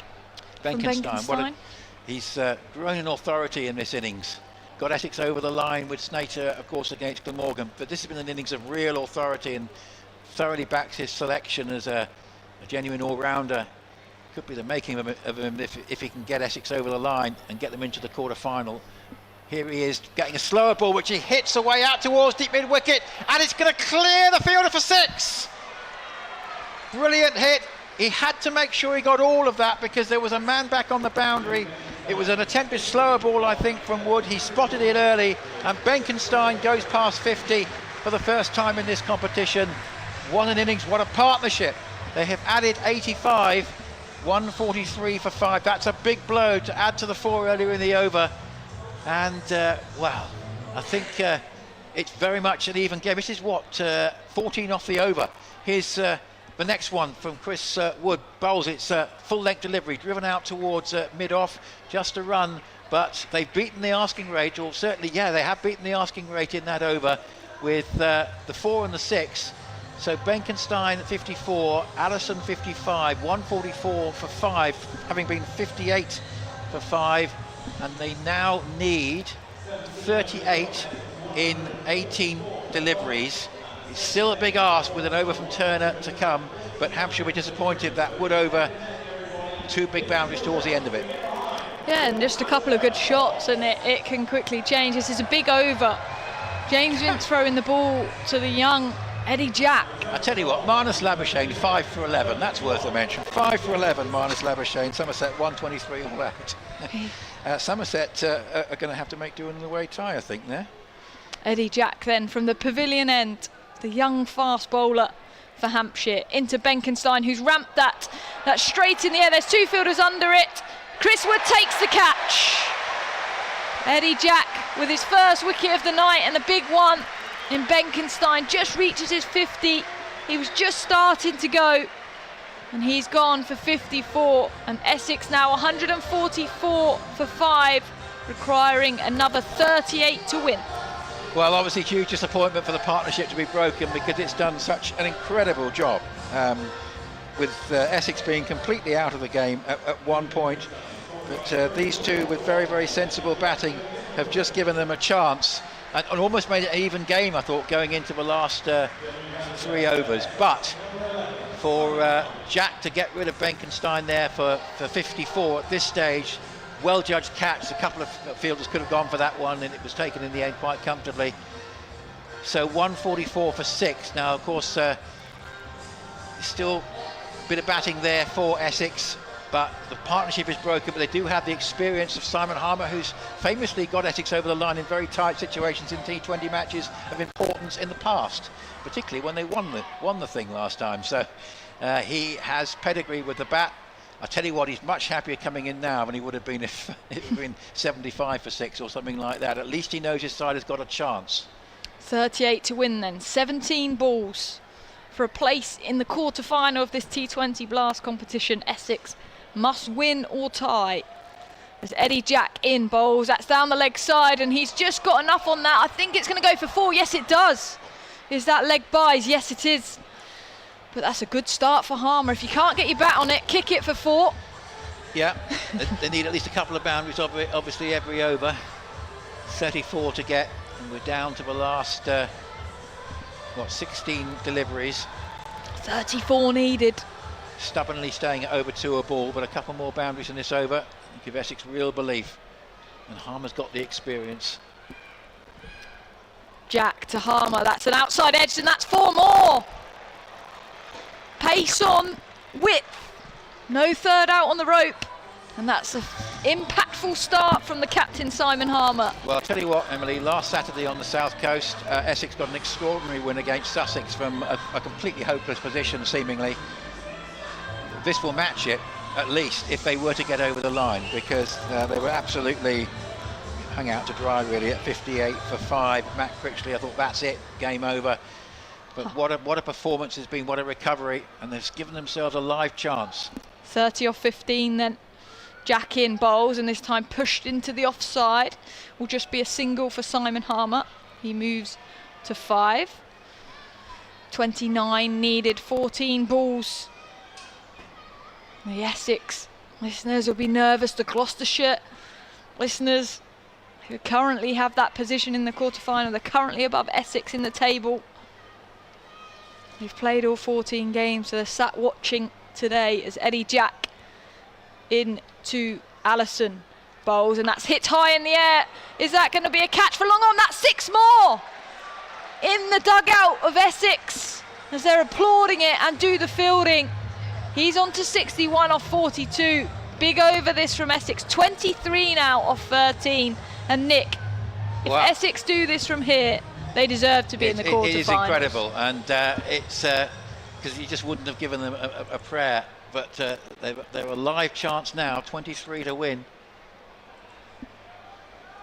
13 balls. Jack in bowls, and that's played into the offside. He's timed that well. Fielder Joe Weatherly at deep cover does well. The crowd enjoys that one, and that's 2 to finish the over. Big over. 21 off the last 2. And Nick, over to you, and you'll be joined by Kevin James to see you home. And good luck to you, Emily, in the 100 with the Welsh Fire. We'll keep an eye on your progress there, and hope you do well. Nice to see you again this evening. And well, it's incredible.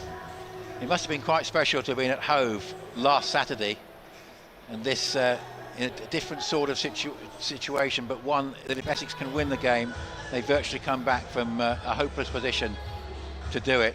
That, of course, is one very big partnership which saw them through to the end. This is, well, a great partnership between 2 19-year-olds. It's been broken, but now Harmer has come in to join Allison. Just very quickly, just to let you know that Sussex have duly beaten Middlesex, and with that huge defeat for Somerset, it means that Sussex have got the home tie, so congratulations to them. Somerset are going to have to make do with being away from home in the quarterfinals. So 21 to win, and there are 12 balls to go, and here is first ball of the Turners' final over, and they scamper through for 1 run just into the onside. There was a bit of in fact, I think it's a leg by signal finally, so they scamper through for 1. And Kevin, this final over from Turner could be very, very important. 20 off 11. It's a great game, isn't it, really? They often are here between the sides. It's amazing, isn't it, how often they're tight here. Yeah, teenagers, didn't they? They just suddenly went into overdrive, didn't they? Benkenstein and Allison, superb partnership. That's really got Essex into this. Allison 63 from 43. He was going about a runner ball for a lot of the time. Harmer with his experience, 5 from 4. Allison on strike. And it's 20 required from 11. And this is clubbed away but not timed. It's possible too, going out towards long on. There was no timing in the shot, but it actually went into a bit of a gap as far as Essex were concerned and allowed Allison to come back for the second run. He's comfortably beaten that 44 at Hove. He's gone to 65 from 44, and the ask is down to 18, and we've got now 10 deliveries to go, 1.4 overs, 18 off 10. A couple of boundaries in this over would be very useful. Here's Turner coming into bowl. This is driven away. Oh, out towards cover, goes for a single. I think it wasn't a chance, but it was well stopped in the end at cover, just the single. And Turner at the moment stopping the 4, which is crucial from the Hampshire point of view. 17 required off 9. Yeah, that was going too quick for me to work out if that was a catch or not. Doesn't matter. Weird things happening in this final round of games. That huge win for Glamorgan, and Kent beat Surrey by 86 runs. All sorts of things going on. But this is where the excitement is. This is the really close game in the South Group, as this is an... Oh, it's bowled him! Turner gets another wicket. We thought this final over from Turner would be significant. He's come back to bowl the 19th, and he has got the wicket of Simon Harmer. And well, it's not all over yet for Essex, but that's a big blow, because Simon Harmer, with his experience and his know-how and his history of getting over the line for Essex, he will be missed having just gone. But it's 4 for Turner, 4 for 21 in 3 overs and 4 balls. What a real sort of comeback for him after a disappointing campaign. And it's 165 for 7. Now it's 17 required, and there are 8 deliveries left. John Turner's best figures for Hampshire, 4 for 21. Previously it was 3 for 15. So you're right, marking his comeback in this tournament. Well, Allison, it could yet be him who gets Essex over the line here. He's the man in. I remember going off air, I think at the end of the 6th over, thinking that Charlie Allison might have to take centre stage. Well, he's certainly done that. It's been an absolutely brilliant innings from him. He's lost Simon Harmer. I think he's got Ethan Bosch out there now. 17 from 8. I remember Simon Harmer in the semi-final up at Edgbaston, finishing Hampshire off. Yeah, he has that know-how, and that's why it's a big wicket for Hampshire. If Hampshire can stop the 4 here after these next 2 deliveries, they'll probably think they're favourites in the final over. Here comes the next ball from Turner, which is just steered away by Bosch. First run, they scamper through for a single. Now you would think it's going to be important for Allison to keep the strike. We're down to 7 deliveries and 16 to win, but 15 is the key figure, because a point is enough. So we'll keep saying that now from here on in. 16 to win, but 15 to qualify. 166 for 7. The last ball of an outstanding spell from John Turner. Here he comes from our commentary box then at the hotel, running away from us. He moves in to bowl. That's another good piece of deceptive pace. And in the end, a single is taken by Bosch, and he just plays that away, or by Allison rather. He just plays it away into the offside. He gets the single. He was looking to try and hit it away through the covers for a 4, but he just managed to get a single. But it does give him the strike. It means that 15 are needed off the last over. Allison has 67, Bosch has 1. It's 15 off the last over. We'll do it jointly, Kevin, depending on what happens. But wow, 167 for 7. What a spell from John Turner. Brilliant, yeah. I'm pleased for him, really. He probably didn't deserve the treatment he was getting first 2/3 of the tournament. I think he's starting to show everybody what a good bowler he is, and I'm pleased for him. Best figures in the T20 for him. Wow. Chris Wood has been in this situation many, many times in his 183 games before this for Hampshire. Needs to do it again. Right, okay, it's Chris Wood from the pavilion end. He bowls, and that's driven away probably for just 1 up towards long off. I don't think there's a second there. There isn't, and Allison has lost the strike. So the Hampshire crowd like that because they see the benefits all round for the home side with just a single to Allison off the first ball. He goes to 68. It means there's 13 to tie, 14 to win and 5 balls to go. Bosch on 1, Allison 68. I can feel the Gloucestershire fans joining us They're coming back. every single minute, biting their nails. Having celebrated Somerset's massive defeat, they're now looking for a double here. Beaten Somerset twice, of course. If they do qualify, look back at that as a reason. 168 for 7, 14 from 5 balls. Wood will bowl, and this is driven out away to deep mid wicket. It's just a single. It's a very good start to the over by Wood. 2 singles. Allison is back on strike. Bosch goes to 2, but Essex now pretty urgently need a boundary. 173 was the Hampshire score at this stage. Essex needing 13 to win from 4 balls. With 3 wickets left. Big delivery, this one. Yeah. Big one. If this doesn't go for 4, there's an awful lot to do. Here's Wood coming in to bowl now from the pavilion end. He bowls, that's an appeal for LBW. It's no more than a run. The throw comes in, and had it hit the throw misses, and actually there was no backing up. There was a potential to in another situation, but in the end decided not to go for it as the throw missed.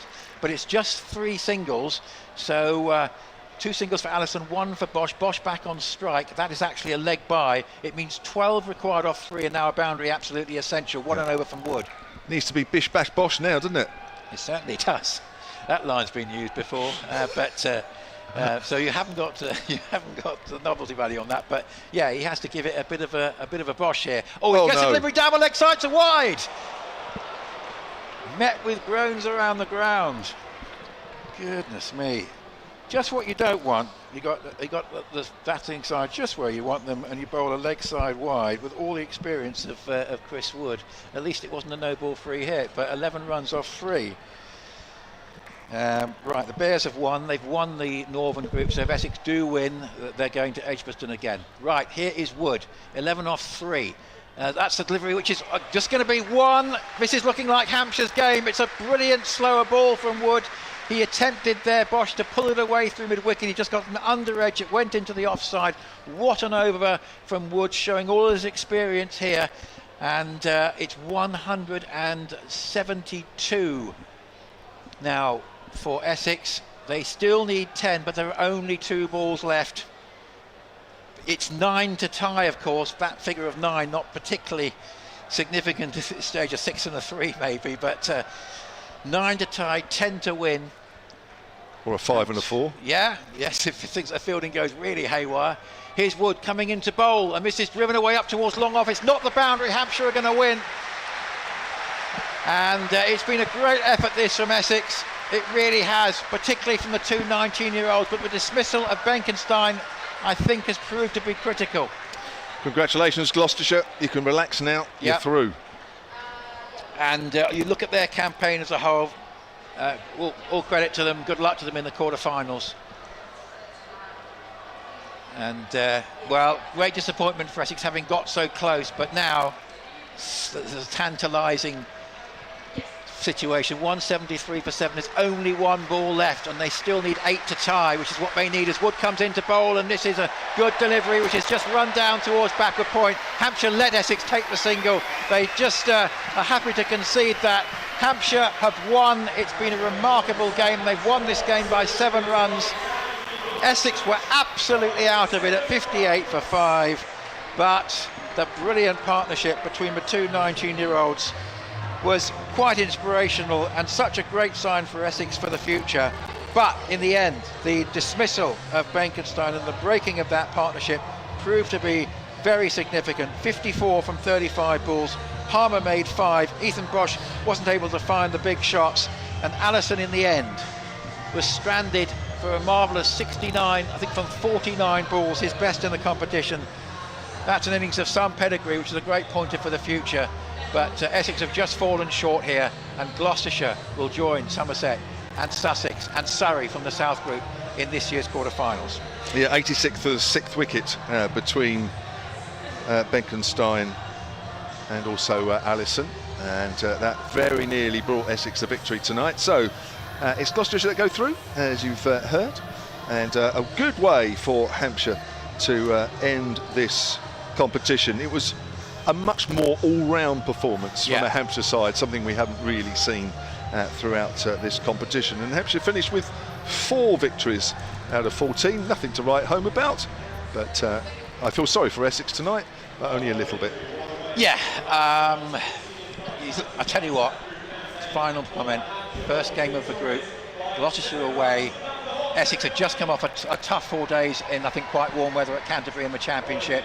They didn't have much lead in time. The first game turned out to be very, very important because there was no reverse fixture against Gloucestershire. That was their only game. They lost it, and in the end that proved to be quite critical. So I think if you're a Gloucestershire fan, you're certainly happy tonight. If you're Essex, less so. If you're a Hampshire fan, then maybe you've just seen something which you think, oh, maybe it wasn't quite as bad this year as we all thought. Thank you to Emily Windsor. Thank you, Nick Gledhill. I'm Kevin James. And that is it. The T20 competition is over for both these sides.